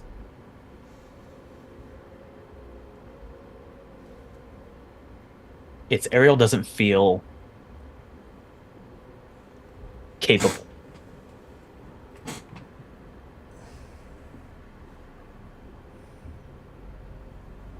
What is chasing me? Doesn't sleep, doesn't eat, doesn't live, doesn't die. And it will do whatever it takes to find me. If I can take myself away from them and put it on my scent, you'll all be fine.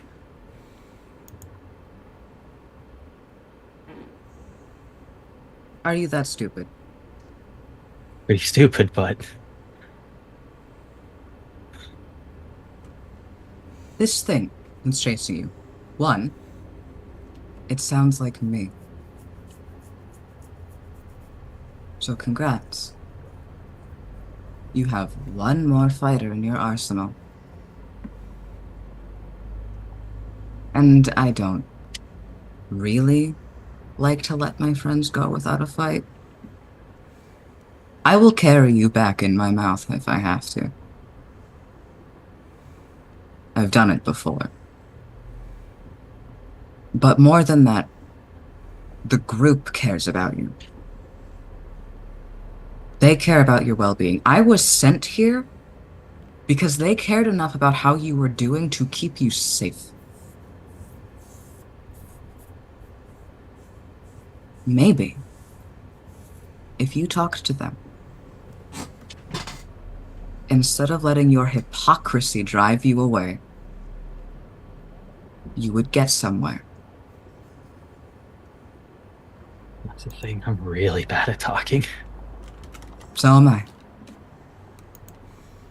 I always say the wrong thing. I say too much, too little.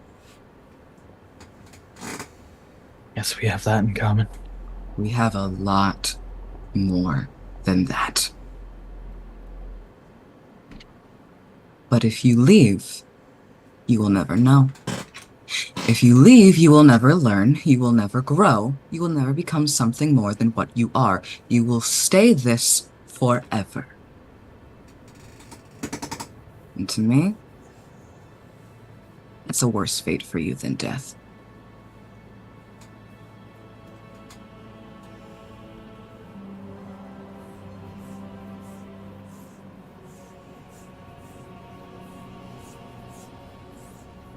You know,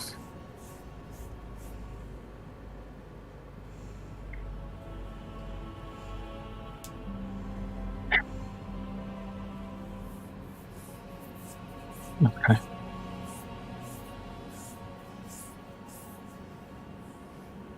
Okay. Let's head back. Echo will remove the hand, but will circle around to just behind Ariel. And as they start swimming, the last thing Echo will really say is, and by the way, if the group asked it of Echo, Echo would hunt you down to the ends of the earth. There is no escape. And that would be it. You would hear just under his breath. And it's back in the cage.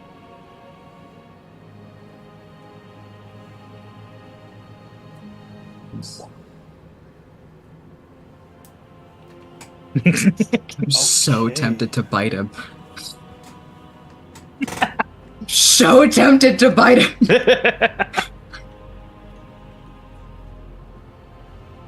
Okay. Very, very intense RP there. I love you, Sucky. That was wonderful. It was absolutely wonderful. Let's go for some joviality here, okay? Yes, please. Because Reaver's going to have a pretty serious conversation with Marisol in a minute. So we're sorry to do this to you, Diamond. We're going to jump to Luce and Malith again to get a little bit of joviality here, okay? All right, fine. So, to yourselves, you and Malith just sitting chilling like you would do. The conversation hasn't really changed much. As usual, you're calling him an asshole, and he is saying, yeah, cool, fair play. So we'll begin it with him just turning to you at a random point as you're conversing, going, so, did I talk in my sleep at all? Like when I was in that coma? No, not at all. I thought you were dead. Jeez. That sounds boring as fuck. I mean, you usually do talk in your sleep. It's not anything Oh no, coherent. of course. Like, so I didn't sleepwalk or nothing. No, you were completely comatose. It's like when Drift goes still. You don't do the thing where you say the whole, like, phrases and whatnot. Also, I found out what snake eyes are. Apparently, they're knuckle bones. Never heard of that. I never had heard of it either. It's something Reaver said. But why do you think Feather's creepy?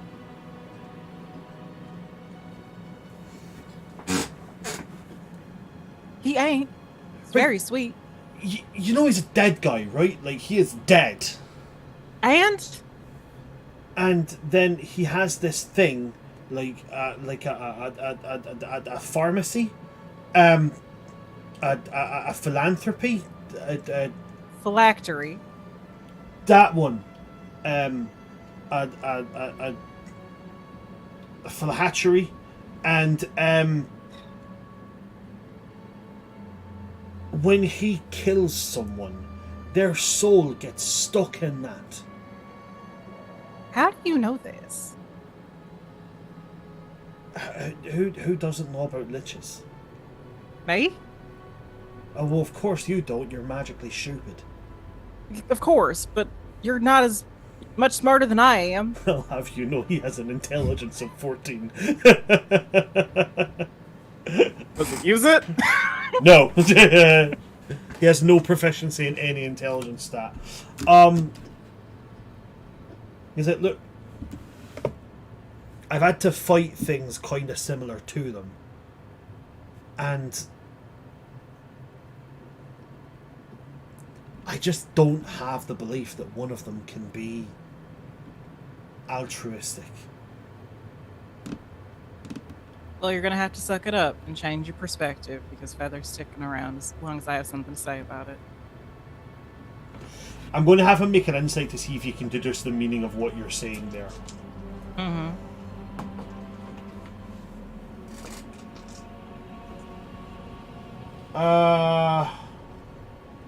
No, keep it at base. Keep it at base. Right, okay.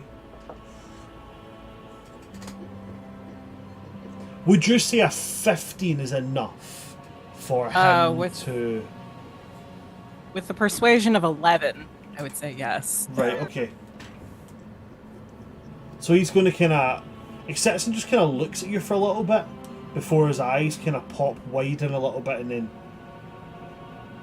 You mean you and him? Yeah. Oh. Yeah. He said he was going to take me out. I asked him if he was going to use a weapon, and he walked away. Then Marisol clarified that Feather meant he was asking me on a date. So I just kind of went with it. And it's been great.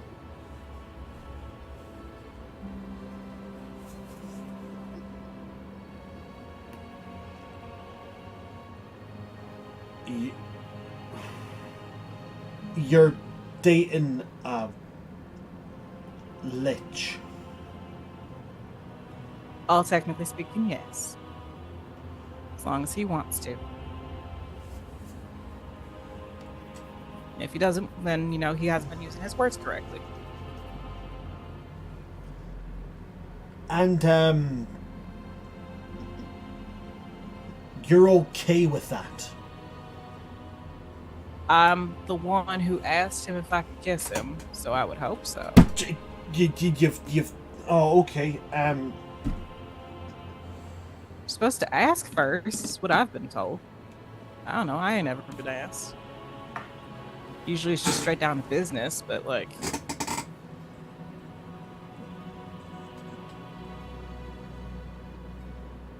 It's not like you ain't ever asked me. Yeah, that would... Long jobs and stuff like that. And, Insight check. Yeah, go for it. Natural 20 for a 21. It's clear that Malith has a little bit of a lingering, crush. Okay, he's nurturing a wee soft spot for you.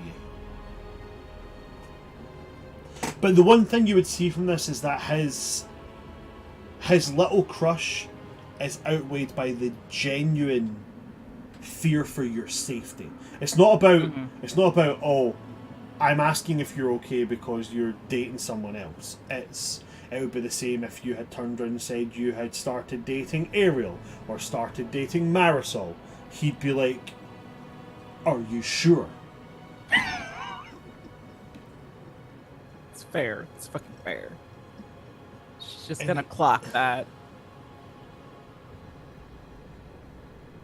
I don't want to come off all like jealous and big macho and sort of, right? Because it's genuinely not the case here. I'm just worried about you. I want you to Are be you jealous? Don't lie to me. Please.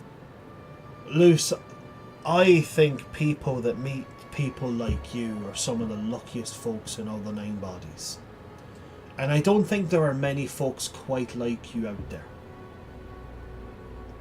You did compare me to a creature that was huge and scary. That there are not a lot of. Alright. My point exactly. You're capable of handling myself if something were to go wrong. I mean, that wasn't what I was going to say, but that is correct. I don't for one second believe that if he were to do anything, that you wouldn't turn around and just chop his fucking head off. Would that work? Let's not think about that. You know, I'd like to just, keep them in one piece. Yeah, but you know, contingency plans. We don't need we don't need a contingency plan for Feather. He's a lich. At any random point, he Don't- could turn around and go, I fancy your juicy soul. I would be honored if you fancied my juicy soul, as you put it.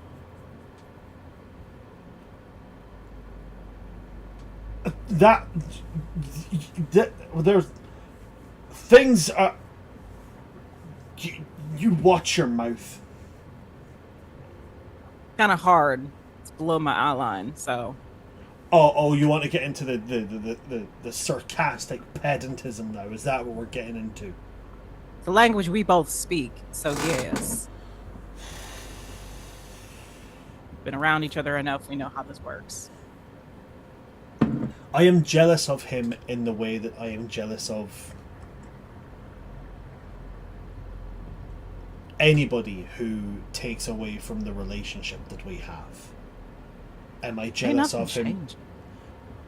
If you can promise me nothing's going to change, and I'm not talking about I'm not talking about just with our friendship, I'm talking about you're not going to go starting to pursue lichdom and all that shite, and you're not going to suddenly start chanting from occult books and becoming best friends with like devils and shit, and you're not going to stop being you, then cool, I'll back you 100% on anything you choose to do.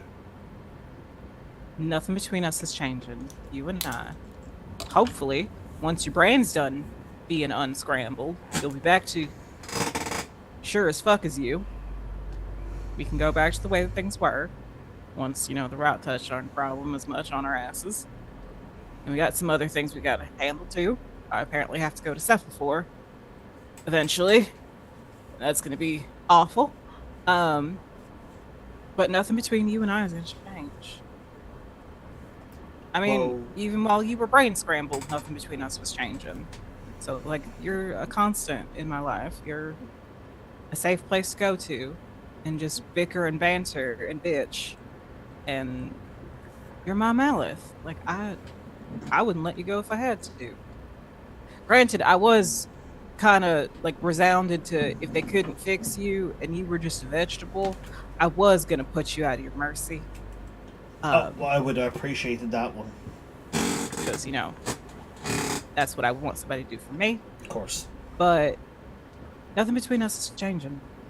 Just because Feather and I are whatever we are, ain't gonna change what we are. Whoa, wait. You are whatever you are. So you don't even have an idea of what you guys are right now. We're gonna talk about it. We're gonna go on that date and talk about it.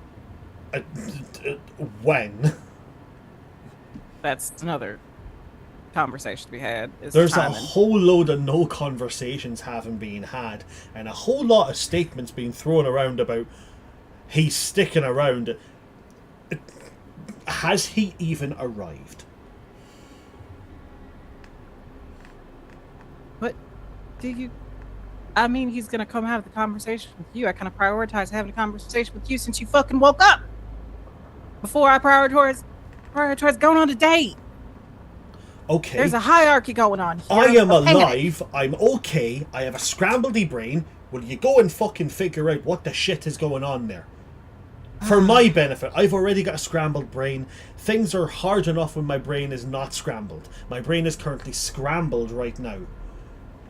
Would you please? Fine. I will leave you to your brain unscrambling. I missed you. I missed you too. It was I missed you the more. biggest case of FOMO I've ever had in my life. I cried over you. I know, I seen that. Oh, so you saw that, but you also thought Ariel's turned into a narwhal. Can you blame me for assuming that you crying was fake? No, that's that. Yeah, no, you got a point there. You got a point there. All right. Well, don't die. I love you. Don't become fucked around and found out. Be sneaky, but not too sneaky where I can't find you. Well, I mean, worst comes to the worst, your boyfriend can just fucking resurrect me or some shit.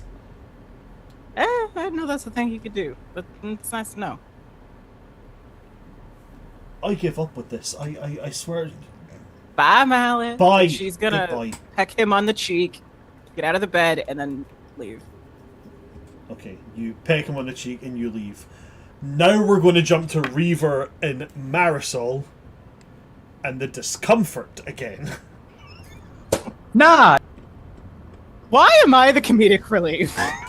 because I'm Because usually the you were comedic relief. talking to Malith, that's why. Why is my love life the comedic relief in this game? It's always been the comedic relief, to be fair. Hold on. All games, Diamond, okay? Every single game you play in, your love life is the comic relief. It really is. It really is. Reaver and Marisol. Yep. It's totally gonna Yep. be joyful. Uh-huh. It's gonna be joyful! So Soon as Reaver, Echo's gone. you send Echo off to go and hunt down and apparently verbally assault and slaughter Ariel. Who's So having, proud of them. Who's having So a proud. like character growth, like growth moments are happening, and we love them. We do. We love the growth moments. But man, Tom, stop making us cry. Reaver. It's what I'm good at. I get it, man. I get it. I'm good at being the guy that goes, is there something I can break? No. Is there something I can lift? No. Guys, it's in your ball court. My wheelhouse is empty. Marisol, Reaver, goes to yourselves. Reaver, as Echo flits away to go and find Ariel. What do you do from there?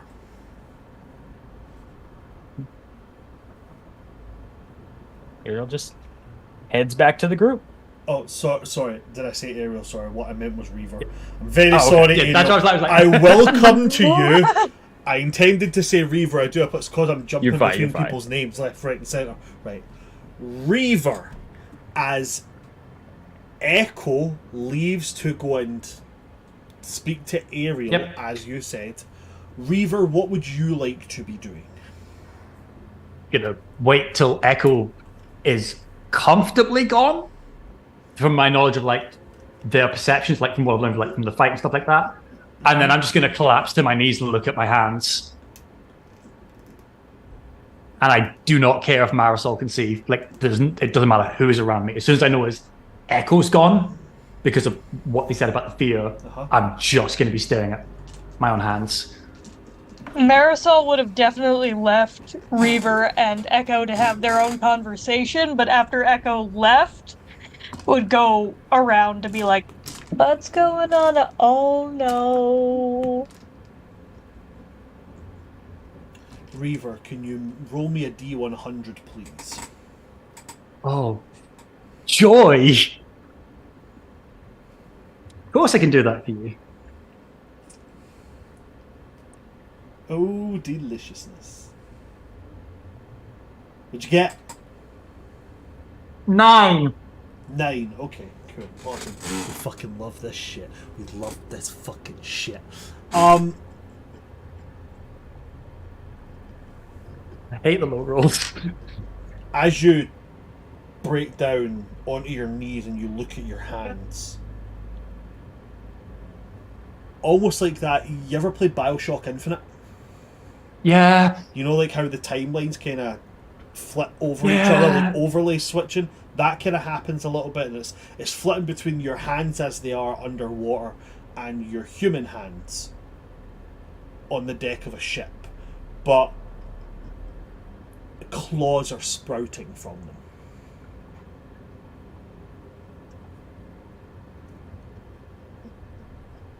And as that flits backwards and forwards between both those things, a memory is going to come back. A memory in a rare moment of lucidness when that bestial state was active. The Reaver's Maw being used in the way that it was used, that big, heavy iron front used to crack the hull of a larger ship, and letting the monstrous crew just spill out into it and do what they did best.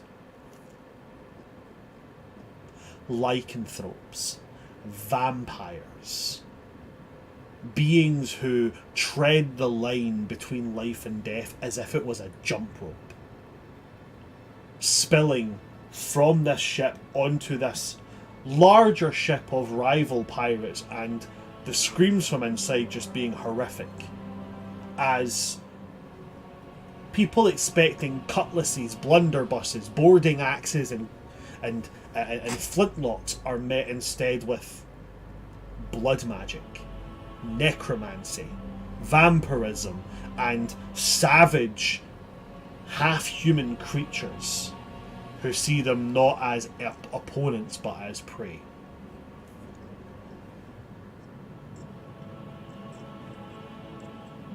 It's all a blur until it comes to you on your knees looking at your hands and these claws beginning to recede.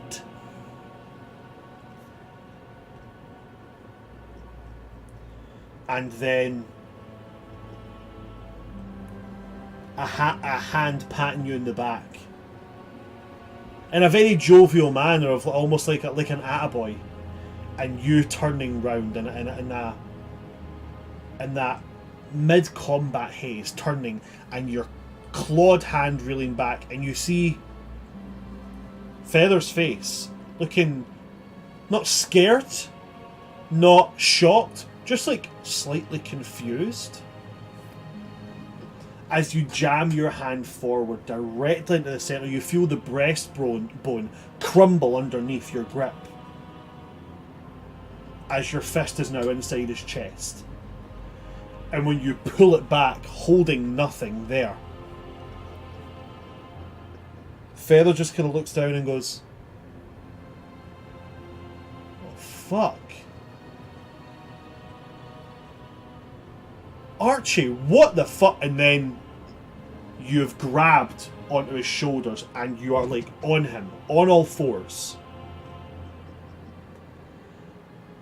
And it's that sense of as you go to like raise your hands up to do like almost like a Hulk style ground slam kind of thing on top of him. The eyes get sunken. The lips pull back.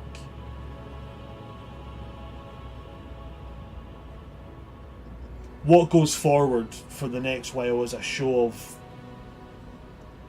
raw brute strength and aggression combated with sheer determination and arcane skill as you guys duked it out.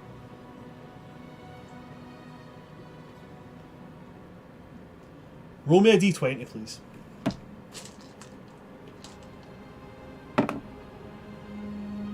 I don't know if I want that. It's an 18.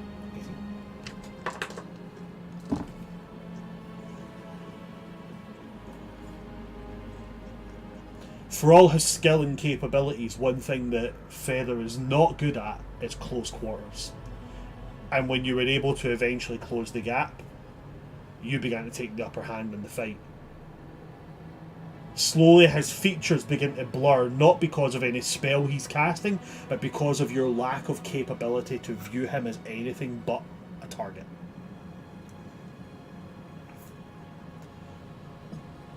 And then as you've got him backed into a corner, as he's panting, weary, throws up his hand as if to cast some spell, but nothing comes to his hand. A look of panic coming across his face, you hear the sound of thunder. And you turn just in time to see a fairly familiar sized hand crash into your face. His grumble knocked you out.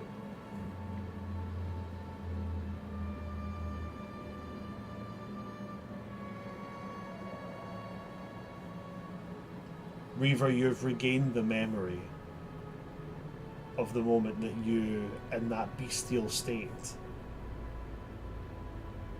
if there had been a heart there, tried to rip out Feather's heart.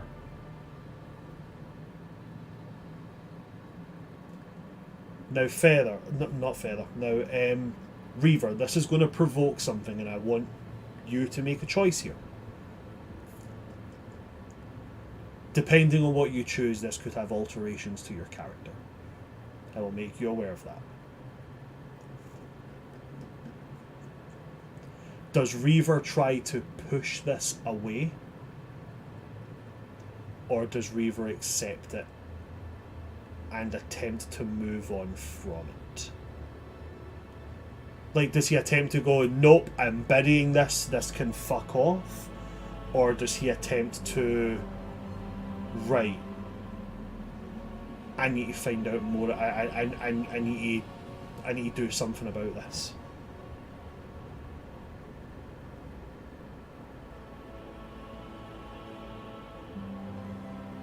Given what I was going to do before this revelation hit me, this only furthers my need to know stuff. Okay. There's stuff that I already need to know, and this is part of it. The only moment that I guess would be more this is if, with the sense of like pure panic and that, if Regborn could be sick from shock, that would be the case. Like the heaving, but I don't have any organs or like body. It's just like the overpower of emotion.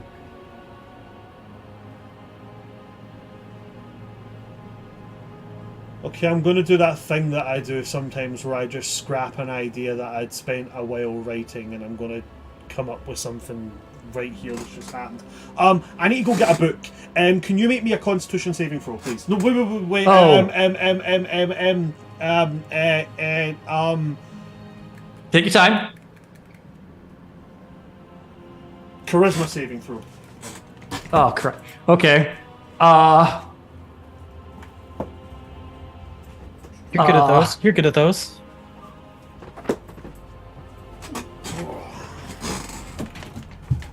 Am I Tom? I believe in you. What'd you get? Oh, don't show me a 1. Don't show me a 1. Don't show me a 1. No, it's a 2. Okay. Okay. It's not much better. It's a 2. So that's a 7 in total, you know, because Paladin, but still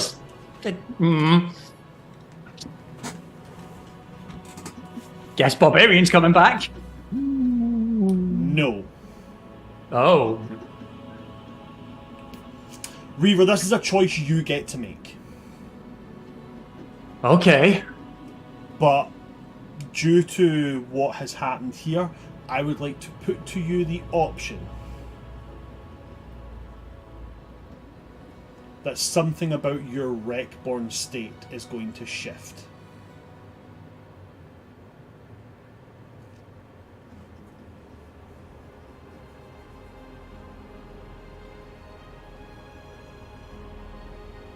If you would like to, within the Grim Hollow books, there is options for transformations. Think of it as like a separate and individual little class that gets added on to your current class. Mm-hmm. It comes with boons, but it also comes with flaws. Now, this could be anything from a tiefling having their infernal blood awakened to become a devil, and they start being able to give out contracts of their own. It could be being bitten by a lycanthrope and having to carry that curse yourself, or it could be a primal beast wrath coming out again. No. Okay. What is it? The very soul of who you are trying to fight its way free from its physical shape. What I'd be offering you here, Reaver, is the option of being something called a spectre.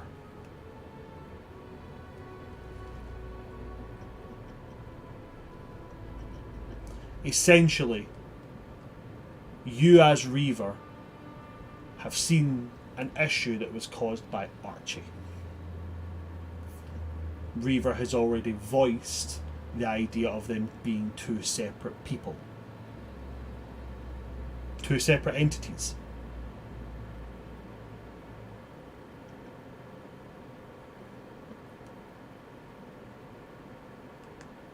The spirit and the body are not working in tandem with that. For if they are two separate entities, why is Reaver trying to correct Archie's mistakes? Okay. So, how this would basically work is, all of these transformations have 4 levels. That's it. And it's not like when you level up, you take a new level. There is very specific criteria that merits you leveling up within this. Okay.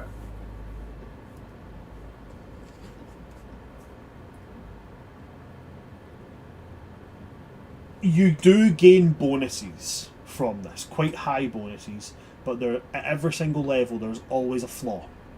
Always. The flaw could be anything from, if you get hit with a critical hit, your spirit is knocked out of your body for a little bit, and you have to use essentially your reaction on your turn to pull your spirit back into your body and be able to do things. However, you can gain the ability to separate your soul from your physical state, essentially entering the ethereal plane, pass through walls, interact with things.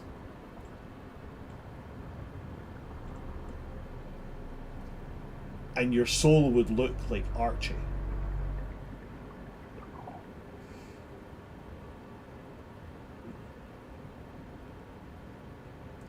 The other option I'm going to give you, because of this shift in his state, will be Barbarian. But the subclass that I would be offering you would be a subclass called, once I find it, because it's here, Path of the Fractured.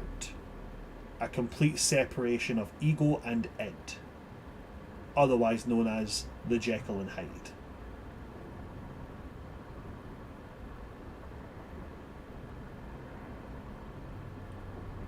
Because right now, Reaver, you stand at a crossroads.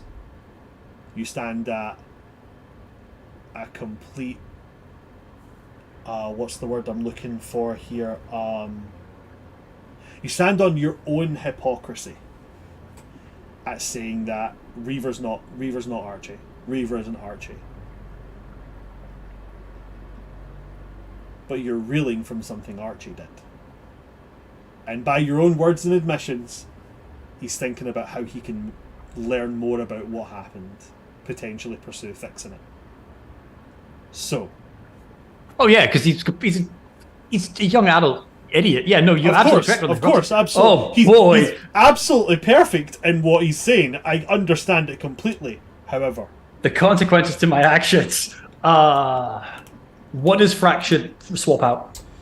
So fractured would be. It would just be. At minimum, you would need 3 levels in Barbarian. Yep. But as I've already said, when these kind of changes happen, I'll allow you to take as many or as little to the minimum as you'd like. Essentially, Path of the Fractured boils down to when you go into your rage, it's a near animalistic rage. Like, the best way to think of it is like Jekyll and Hyde. You get proficiency with like civil situations, arcana, history, investigation, medicine, nature, blah blah blah. You gain proficiency in those, but when you enter your rage, your features distort, which could be very interesting from a Wreckborn's point. You tempted me with that beautiful RP ideas. Creatures who don't witness your transformation and have not witnessed it in the past don't recognize you. Yep. And in addition, while you're raging, you would gain the following benefits if you aren't wearing heavy armor. If you use unarmed attacks, you roll a 1d8 in place of that, and your unarmed attacks count as magical. When you use the attack action with an unarmed strike and you're not wielding a shield, you can make one unarmed strike as a bonus action, and you count as one size larger when determining who you can target and who can target you with grappling, as well as your reach with attacks extending to 10 feet.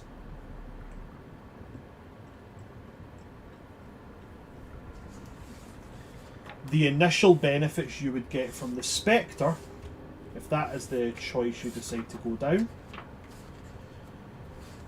Part 1 of the Spectre is, let's see here. Okay, dokie. You. Okay.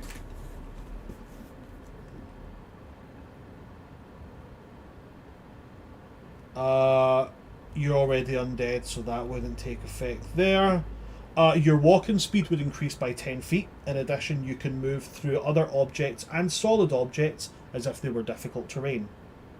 And you can move through difficult terrain as if it were normal. If you end your turn inside of a creature or object, you're shunted back to where you entered, and you take 1d6 force damage, usual things when moving through things. However, due to your semi-incorporeal nature, during your turn, you would have resistance to all non-magical bludgeoning, piercing, and slashing damage from any sources you can see, as you essentially toe the line between being physical and incorporeal.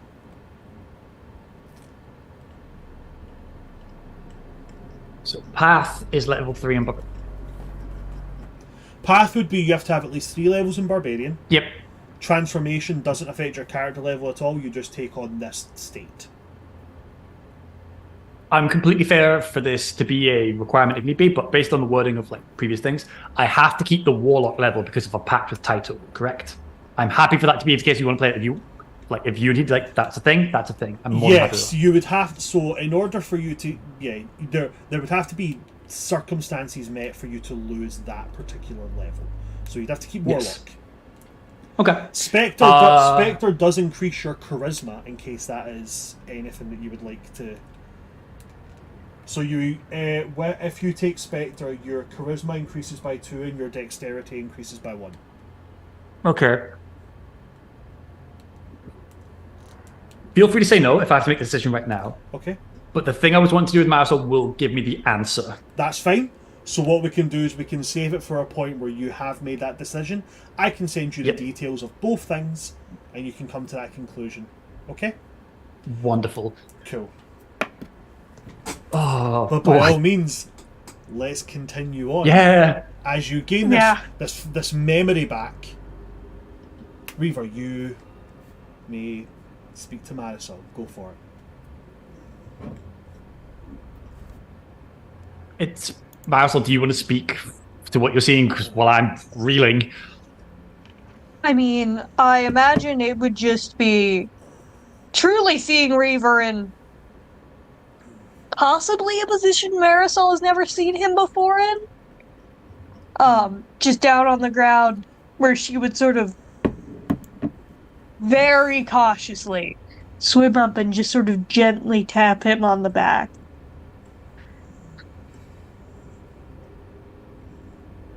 Because of the memory I've just had, I'm going to force myself to fall away from the hand in fear. Self-proning myself and looking at my hands visibly shaking, and then at the person who just touched me, and then back at my hands, terrified that claws are about to come out. Captain? On the assumption that no claws come out, going to completely and utterly succeed in a deception, which I'm not even going to roll of. Everything's fine. I'm just going to stand back up. Go, it's all good. Shall we go talk? Yes, as long as you also talk about what the hell just happened.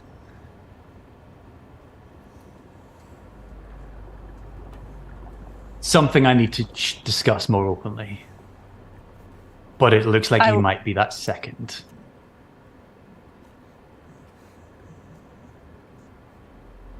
Happy to be it. Where would you like to go? We need to speak to Shira. I need to speak with Sahalu. At any cost. Okay.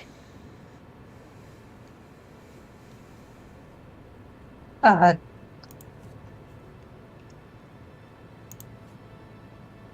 I guess Marisol will start swimming off towards where assumably Malith is, which is probably where Shira would be near.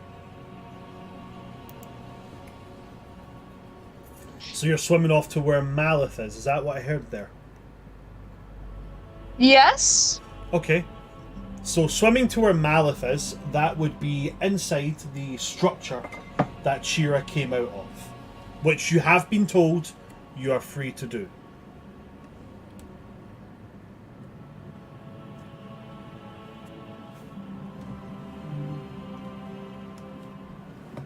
Okay. Guess I'll just look over at Reaver. Just do you want to go in? Do you think she's somewhere else? Where do you? So yeah, the whole premise is looking for Chira. If there are guards, I will ask. But with quite a panicked frenzy. Again, like not really controlling the calm monotony that was usual.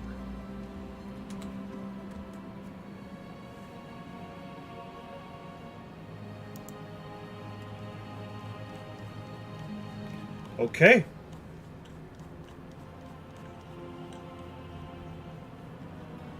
Marisol, were you going to Malith with him, yeah? Yeah, wherever Reaver wants to go at this point. Okay. Marisol is absolutely just following along.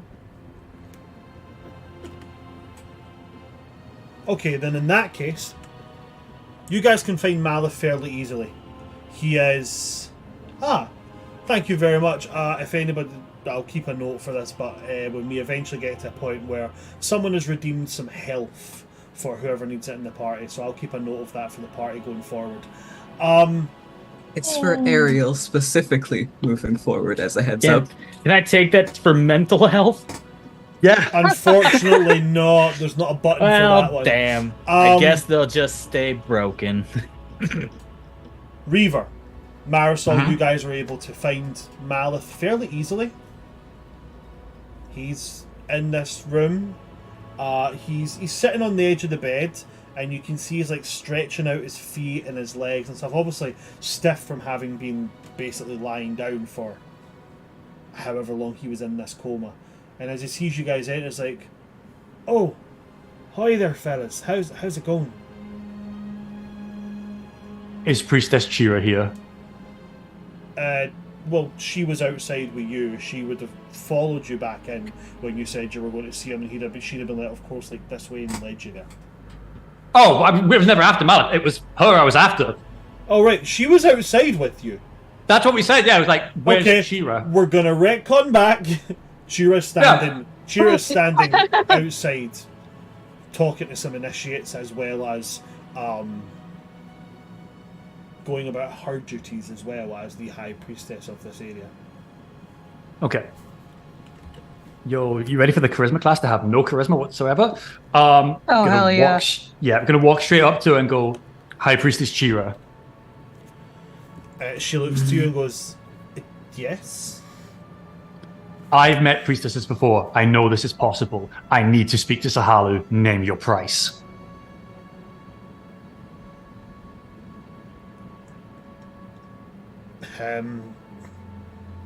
To speak to Sahalu is to become one of them, to become one of their acolytes, or is to pass through the Salt Veil.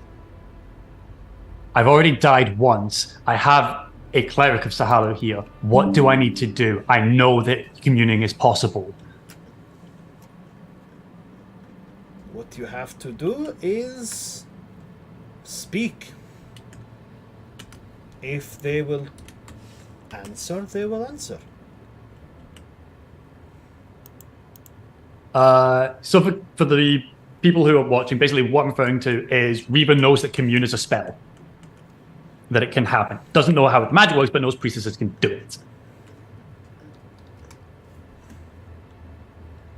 Okay. Can I use you as a conduit to commune? If that is what you wish to do, then yes. If Sahalu will answer you, then I will act as their conduit. I'm going to place my weapon down to show again, like, no threat. Okay. My first question: Sahalu is the god, or the primordial entity, or god, or whatever of the dead in this land. Are you able to tell those who die in these lands, well, these waters, the circumstances around their death?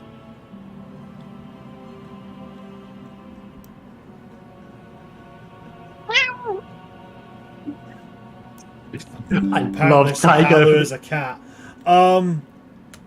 Scanning Sahalu as a cat. Alright, if there's a yes, I've got my next question ready to go.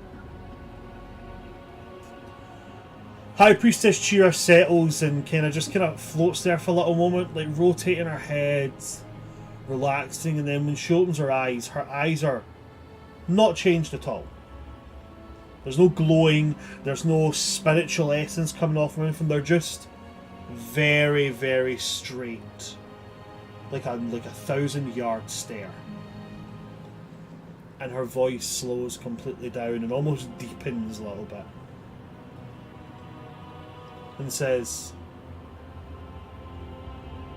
"Those who pass through the salt veil that I command are all within my care."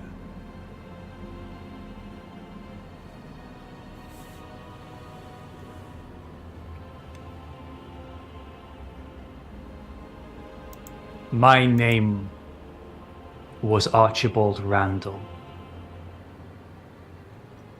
I need to know, did someone by the name of Lily Fairfax of Saltport have anything to do with my death?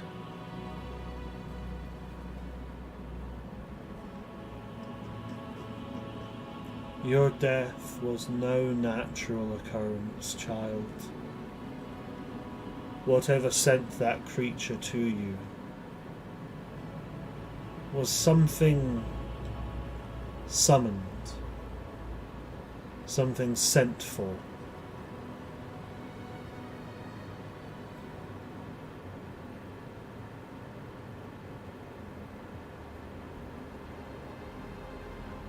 I see a bitter heart. A harsh word tossed into an ear ready to hear. And passage of coin after honeyed words were spent.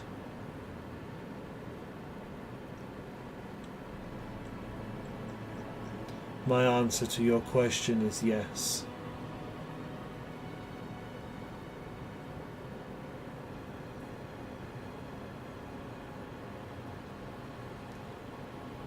Though I believe it is regretted. A judgment made in a hasty lapse of anger.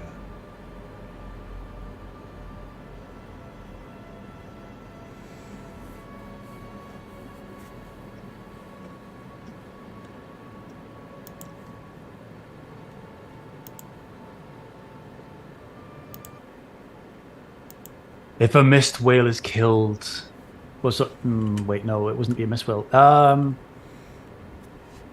If a dragon turtle is killed in the Eastern Ocean, will it affect Marisol and her people?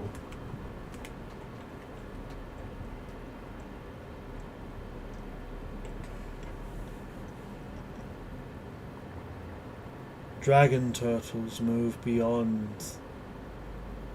my sight, but I understand them to be a species constantly moving, constantly migrating. No, the death of one would have no dramatic fallback on the misted ocean, merfolk. They would be safe. However, what would killing a creature so old and so wise do to you?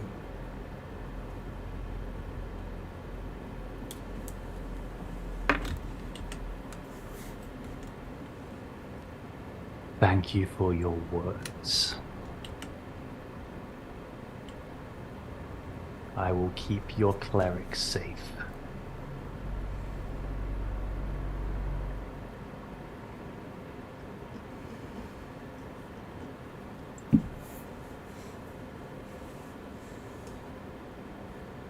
High Priestess Chira opens her mouth as if more words are to come before closing them. The eyes dip, and in the blink of a second they are back, looking at you strangely. Did you get the answers you were looking for?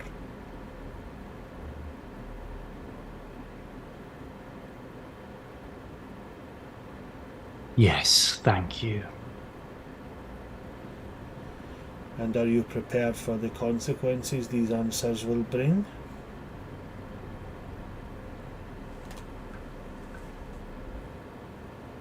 Is anyone prepared for death?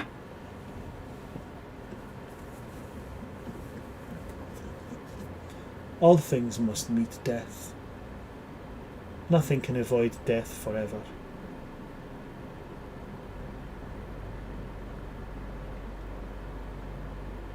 But that does not mean we are always prepared.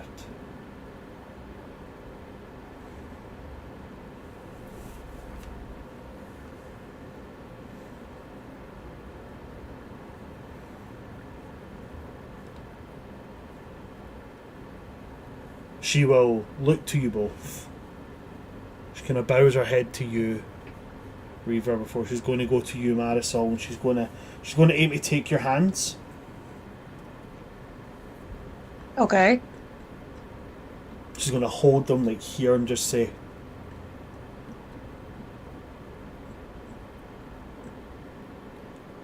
"May Sahalu guide you, and may he guide those that you protect under his veil."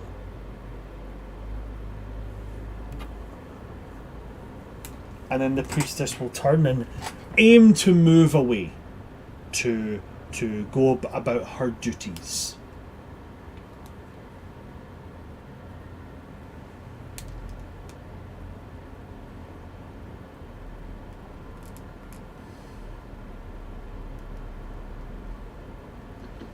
Is there anything else that you would like to do here, Reaver? Not with High Priestess Chira. Anything you'd like to do with anybody else?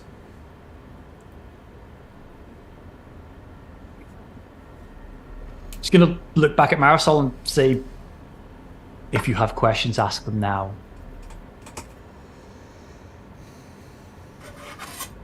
A rare opportunity to ask any question you want, Marisol. Will you take it? Yeah, oh, what revelation has led you to this sort of sudden need for guidance?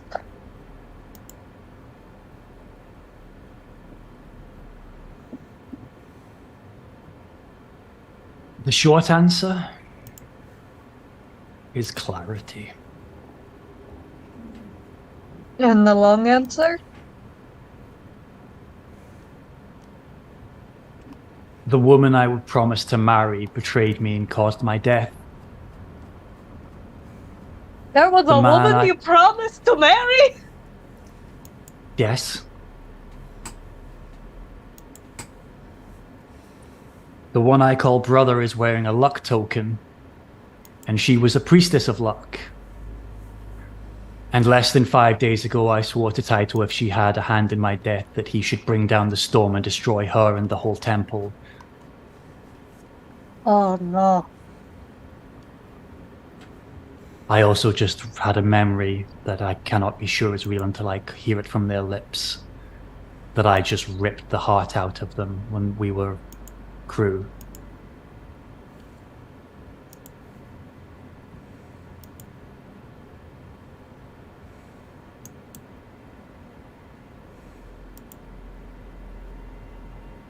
This woman you pledged to marry, who apparently had a hand in your death, does she have a name?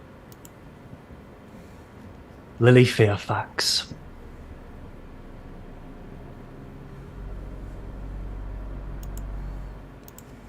May she drown in the locker.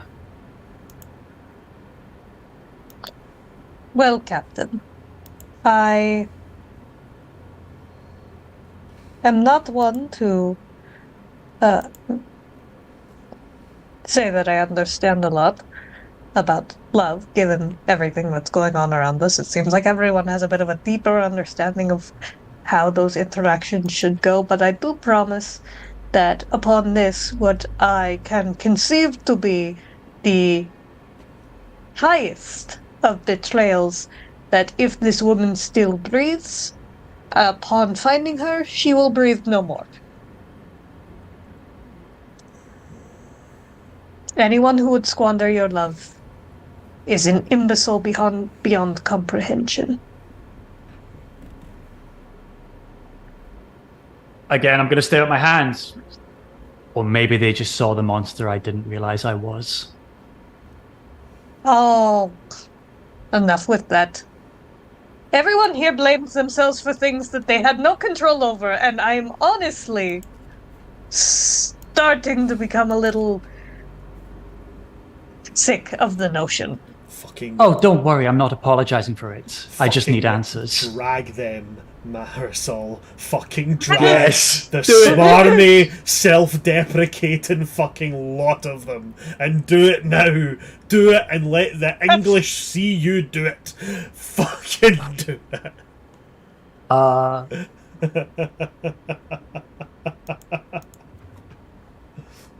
Listen, I deserve that. Yep.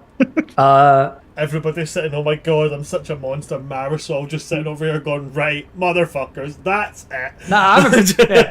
I'm embracing it though. I was cool. Marisol, the upset bleeding out, the anger building up. We need to find our first mate. Now you were wondering about the second.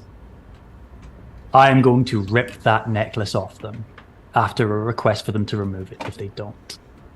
If they refuse on both parts, I am challenging them to a duel. You will be my second. I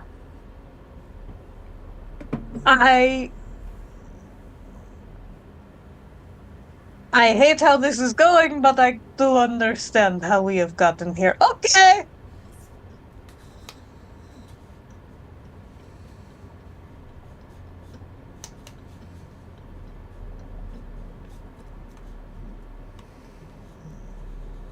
I didn't think it was going to be this bad.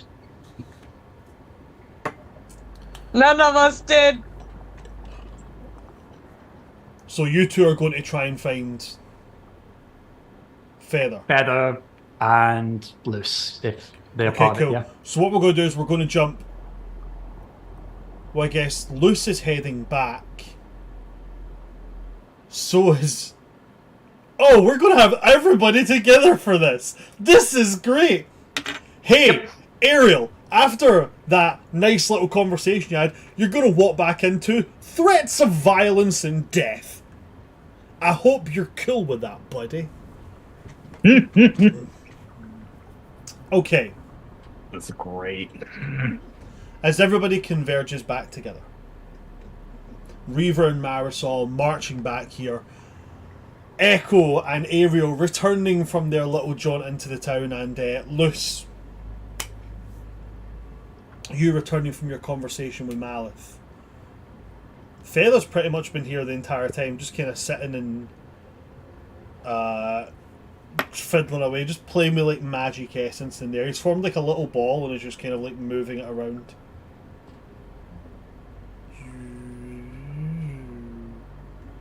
basically doing the David Bowie from Labyrinth, but with a magical ball. So there's no actual skill in it. He's just like, hey, look at me, I'm so talented. It's a floating ball. If I take my hands away, it does the exact same stuff. Woo. Real quick. Yes, go Echo, go. Mm-hmm. This is the worst timing, but this is what Echo was planning on doing the entire time. Upon coming, oh, this is terrible. So, upon Echo coming back with Ariel, and once Ariel was like safely within the sight of the rest of the party, because Echo is essentially acting as a herding dog right now. Echo, the underwater border collie. Pretty fucking much. Echo didn't say a word to Ariel the entire way back, but when they get back and when like Marisol's there, Reaver's there, like Luce is off in the distance, and like Feather's like off to the side, Echo gets this like little bit of that gold hue again and zips over from Ariel and back to Reaver, doing that thing, you know that what they make fairies do in a lot of movies where they zip up someone's leg and like around their arms and they're just really happy and they do that thing? That's what Echo does around Reaver. Before just settling on a shoulder. Like flapping little wings and going, he's back. You tried to leave. We're good now. And that's what he's planning on doing the whole time. This is the worst timing for that.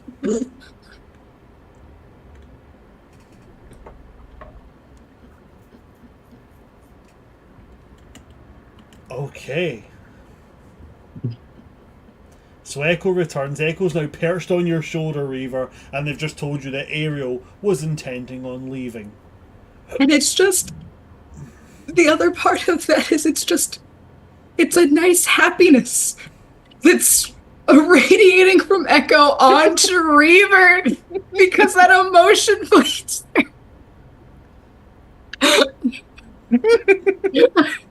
Anyway, that's it. To the party. I love Echo. What do you guys want to do as we move into our conclusion? What's gonna happen? That's a great question. Luce. This is just gonna beeline straight for Feather. Okay. As you beeline for Feather and he kind of looks up, notices you coming, smiles, stands up a little bit straighter, and he just kind of... Did everything go okay? Malith is still an idiot, so that's nothing changed. I don't think he's still being mind controlled, so that's good. Also, I owe you this, and she's gonna grab him by the sides of his shirt and pull him into a kiss. He accepts it very, very willingly, and his arms find their way very naturally around you, and he kisses you back, smiling into the kiss. But it's that kind of smile of almost like laughter, as he's like, "Oh, okay, cool, right." She's gonna separate from that and just still holding him by his shirt. Just it's like, see, I promised you I'd give you one when I came back. He's gonna go, "Yeah, you did. I'm very glad So you kept your promise." You need to keep staying here so I can keep kissing you. You know what?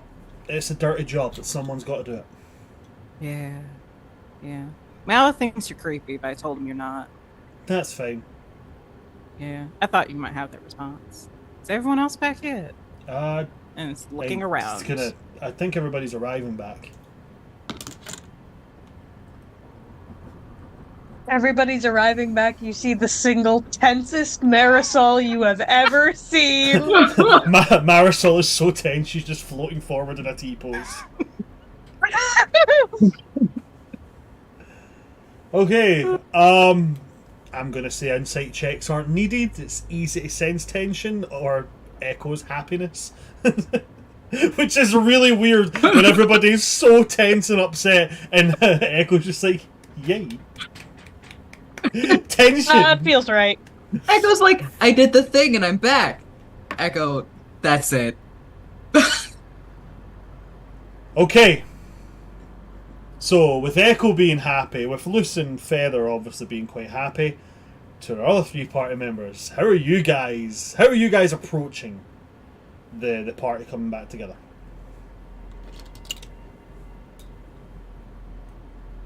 Just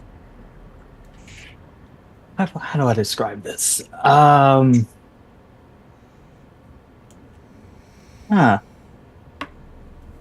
Just silence and a very evident lack of emotion.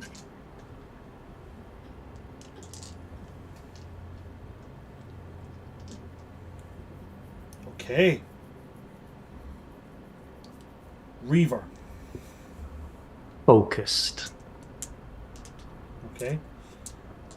Marisol, were you just tense? Tense and just in hell. This is the worst. Feather will lean to you, Luce, and just be like,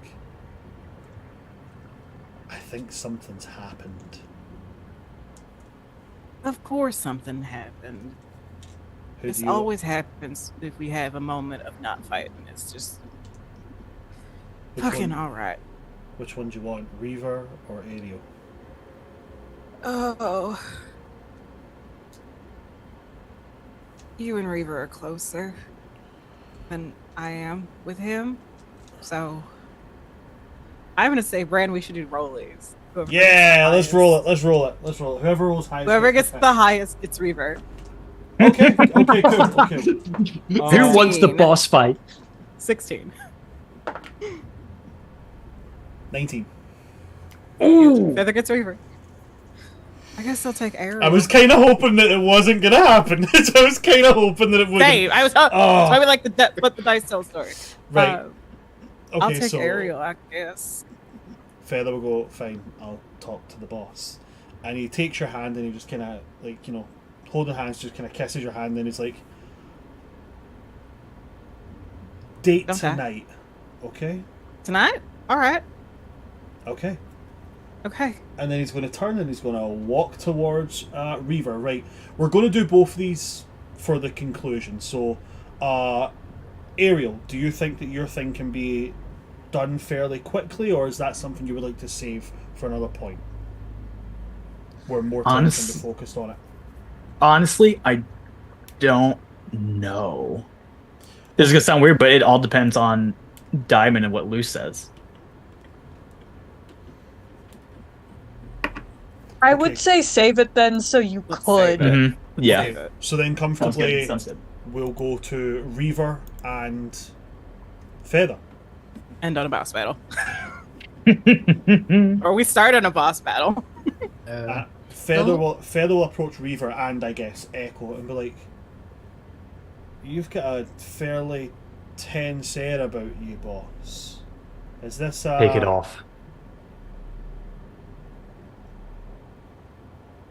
Oh, we're talking to each other like that now, are we?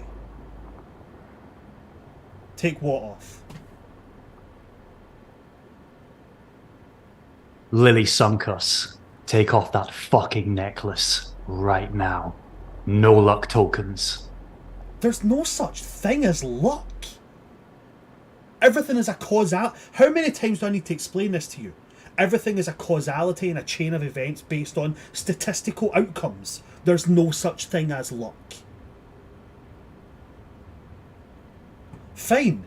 He takes the necklace off and he holds it and he goes, now, if I throw this away somewhere and a current picks it up and blows it into something and that something moves and that something moves another one, and because of a causality of kinetic energy it somehow causes a disruption of a geological state which upsets the balance of a natural force, is that unlucky or is that a simple cause of events? I don't understand gods, so I'm going to be real clear with you. I was told that's a luck token, and I'm going to point to Ariel. Or are they a liar? Do I hear this? Oh, yeah, I'm not being quiet. I'd say that their voices are fairly raised. It's like, just because someone says something doesn't mean it's a lie. It's not black and white, Archie. There's perception and there's belief. Just because I might believe something to be true does not mean it is, but it does not change that my perception of it being the truth. I'm not questioning your perception. Let me finish my points of why you're taking that off and we're destroying it right now. I repeat, Lily sunk us. Marisol as my witness, I just spoke to Sahalu and confirmed. Okay, we got sunk. So we deal with it. I also sent Taito to destroy her in the temple. Well, I mean... Okay, so then it's dealt with, isn't it? So then if the big manta ray thing is going to go and destroy them with a storm, then I'm assuming then that it is done. Or is that not what the code says? Are we still keeping the code, or are we suddenly making up our own rules?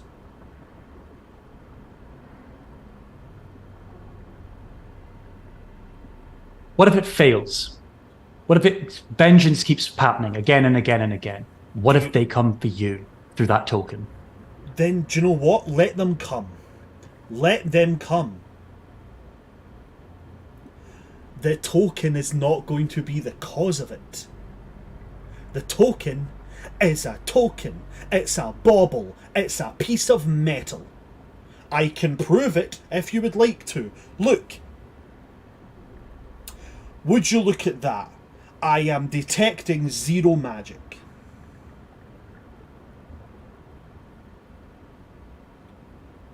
Just like you don't have a heartbeat? I made sure of that, didn't I?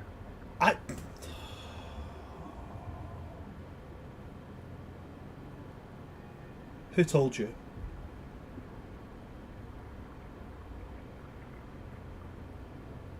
Echo.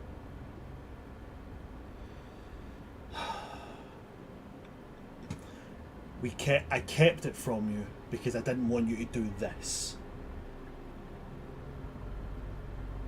It wasn't you. It was what we used to lock up. Also, I didn't have a heart for you to take. Gone a long while ago. How many of the crew did I kill? 0.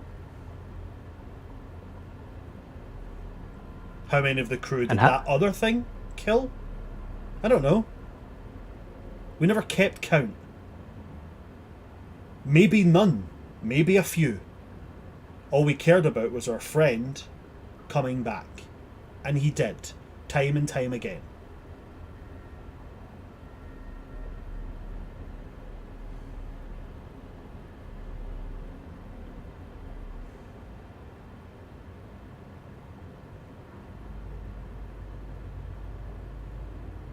My turn.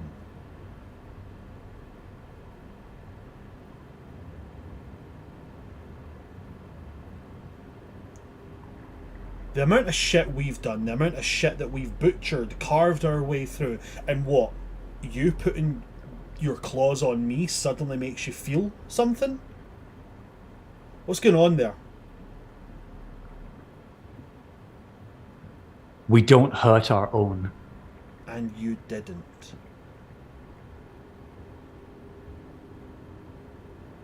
You didn't.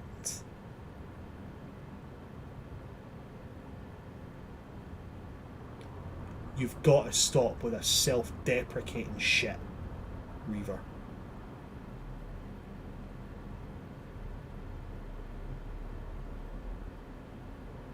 It didn't help any of the crew. It didn't help me, and it's not going to help you.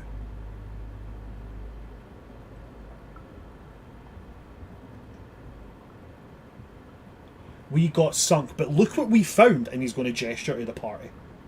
Look what we got.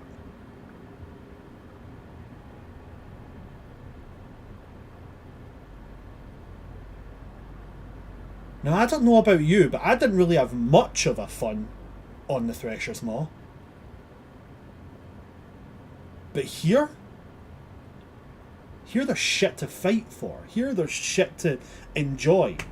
Here there's people to help, and he'll gesture to Echo on that one. If you hadn't been sunk, where would they be? Where would they be? If we hadn't been sunk, where would all these people be? Separate. Leading what? Fairly satisfying lives, but none of this.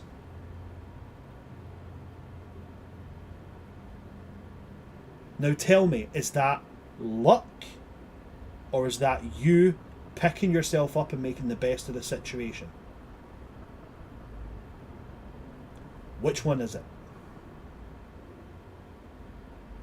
Because, and with all due respect, Captain, if you say that's down to luck, then you're the dumbest person standing here. Sir.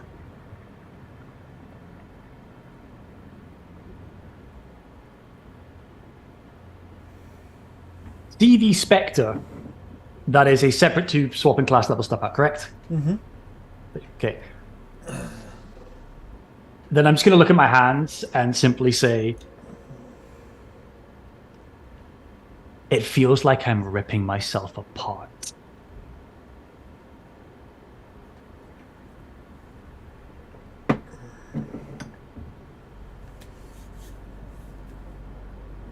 I keep forgetting things, or I'm not even sure if I'm forgetting things because of this new body. And the first thing I get back is the butchery of you.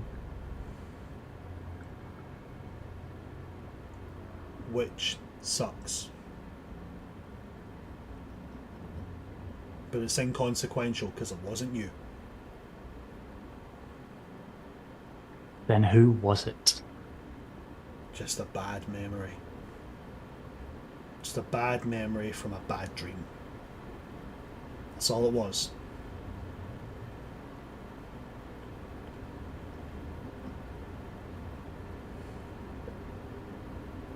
Nat 20. Okay, so we're going to do it.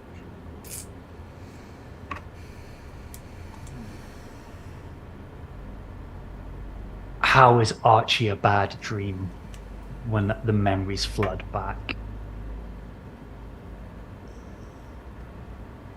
How can I forget what I did? And as I'm going to look at my hands, my soul's going to come out of them. And I'm going to do Spectre. Okay.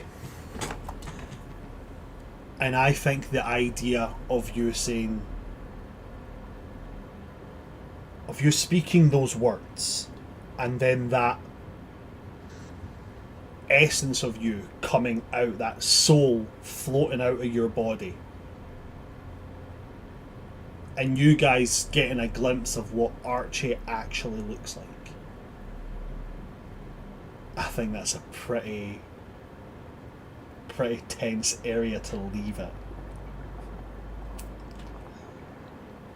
Thank you to everybody that came to see us, and thank you to my players for giving Kyle that progression and giving him the end there. I really appreciate when my players do allow the light to go to other players. It's really, really nice to see in a party, and it's fucking fantastic that it happened here, and for that.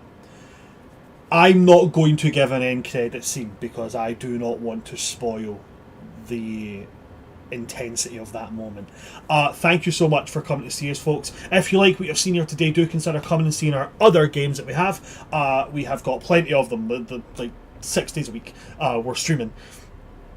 We have a new game that's going to be starting fairly soon. Welcome to the Academy. Keep your eyes peeled on our social medias. Go and check out all of our social media. We've got everything. YouTube, Twitch, Twitter, fucking Blue Sky. I don't know what it is, but it's a thing.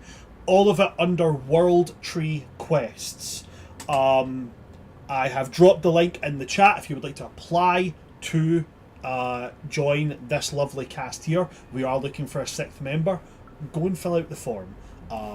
You never know, it could be you. We do not take We do not take into consideration experience with the game, because there's a lot of homebrew stuff in this anyway, so rules will get flung out the window for the sake of having fun. I'm going to cut it quite short there. If you want to see my stuff, go check me out on Son of Asgard on TikTok as Son of Asgard. If you see any of my other stuff, no you didn't, my mum's an Irish Catholic. I'm going to pass over to my players now and let them plug themselves. Kyle, anything you'd like to plug? Short and sweet. I do start playing as a DM, so if you want to see me in the DM seat rather than as a player seat, doing just as crazy stuff as this, come message me on there. It's just type in just Kyle into start playing. You can find me there and message me. I run campaigns on Mondays, Tuesdays, looking to run them on Wednesdays and Sundays at the moment. Come and join me. But also, let's hear more from these wonderful cast members beside me. Hells yes. Moving on to Selkie, anything you'd like to plug at all? You can find me pretty much everywhere at Salted Cove or Salty's Cove. I play games. I play games a lot now. You can find me at Inner Game for Cyberpunk Red tomorrow.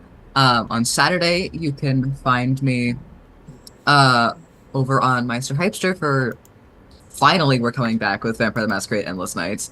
Then you can also find me on Tuesdays with the lovely Diamond on Dinner and a Game playing Emerald Sanctums. I think that's it outside of here. I'm done. All right, fantastic. Thank you very much for that, Selkie. Moving on to Diamond. Hi, I'm Madness Diamond, and since you've seen this wonderful performance by my lovely castmates, you can call me Diamond. Apparently, my love life is the comedic relief in all the games I play in, which is a surprise to me. I don't usually put that in the forefront. But you might get off the hook on Tuesdays. Holly's a giant woman. Are you going after the? Okay, never mind. No, I am not. Snoo, death by snoo. Bye, snoo. Yeah. Holly's a giant woman. Faye's gay and confused. Yeah. Yep. And going through a lot with a god in their head. So you'd know. So yeah, on Mondays you can find me on the Starfield with our lovely That One Warlock, where we play Werewolf the Apocalypse W5 edition. I play Soiree, the resident Silverfang Ragabash, who is dealing with some after effects of having to brutally maul someone and intimidate them into dropping Krenos. And we're gonna get into that next session. It's the aftermath of the moot and our little group being sent off to find a guardian to bring back to our cairn. So tune in on Monday nights if you want to come and see us then. On Tuesdays, you can find me with our lovely Salted Cove. On Emerald Sanctums, our World of Darkness Orphans campaign, where all of us play a different kind of character playbook, basically, using all of the 20th edition books from World of Darkness. I myself play Bay, the very human hunter, who is finally cured of the hurt status, so they're not in pain physically anymore, who has just been confronted with the evil Roomba AI awakened avatar. Holly is now a person and a golem, and she's 7 feet tall sometimes, with red hair and very much not wearing clothes at the moment where we left off. Gay panic. So you can find us there over on Dinner Games Twitch channel on Tuesday nights. You can find me here playing Melusine Lucevestra, your lovely Battlemaster Barbarian, who has a harem. So, that's not causing any problems. And that's where you can find me everywhere right now. If you'd like to keep up with me on my socials, I am Madness Diamond on most social medias. Unless you're looking for me on TikTok, I'm Madness Diamond 2.0. You can also check out my Beacons page. It's beacons.ai/Madness Diamond, where I keep a updated list of my show schedule. And if you follow me on my other socials, you'll find out if I'm ever guest spotting somewhere, or if I'm in a mini series or another project coming up. But if you would like to see me do some NPC work, if you look at Dicey Tables podcast on everywhere you can find podcasts, I did 2 spots with them, 2 episodes, where I played the Countess, who is a white dragon, also known as the White Death. It was very fun 2 episodes. I believe I'm in episode 12 and 13.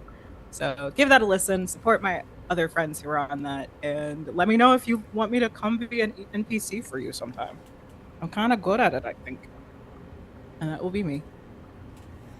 Fantastic. Thank you very much for that, Diamond.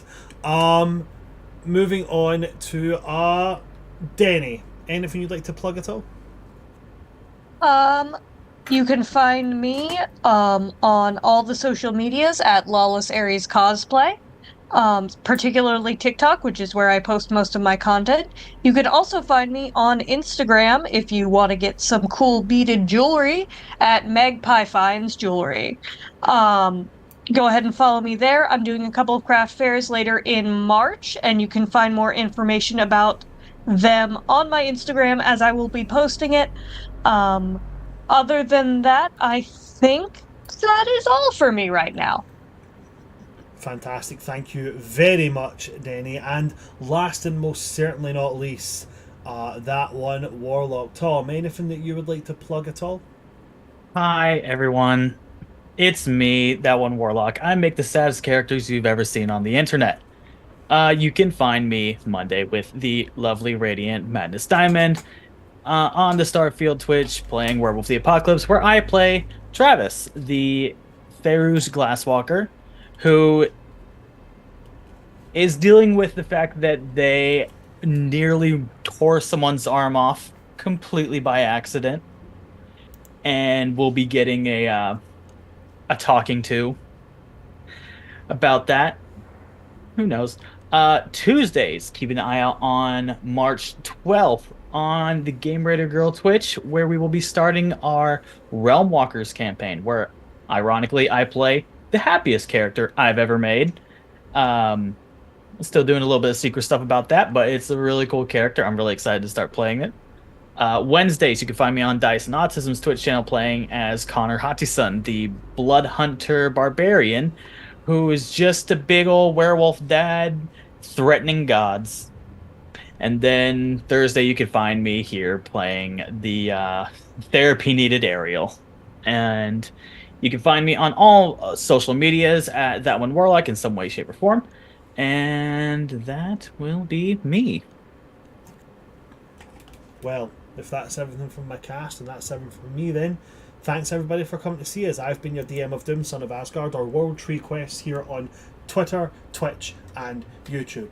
And with me today we've had Just Kyo, we have had Madness Diamond 2.0, we've had Lawless Aries Cosplay, and we have had that one Warlock, and we have had, absent from the screen right now, but I'm sure they're here with us in spirit, or at least at a creepy distance where we can't hear them giggle.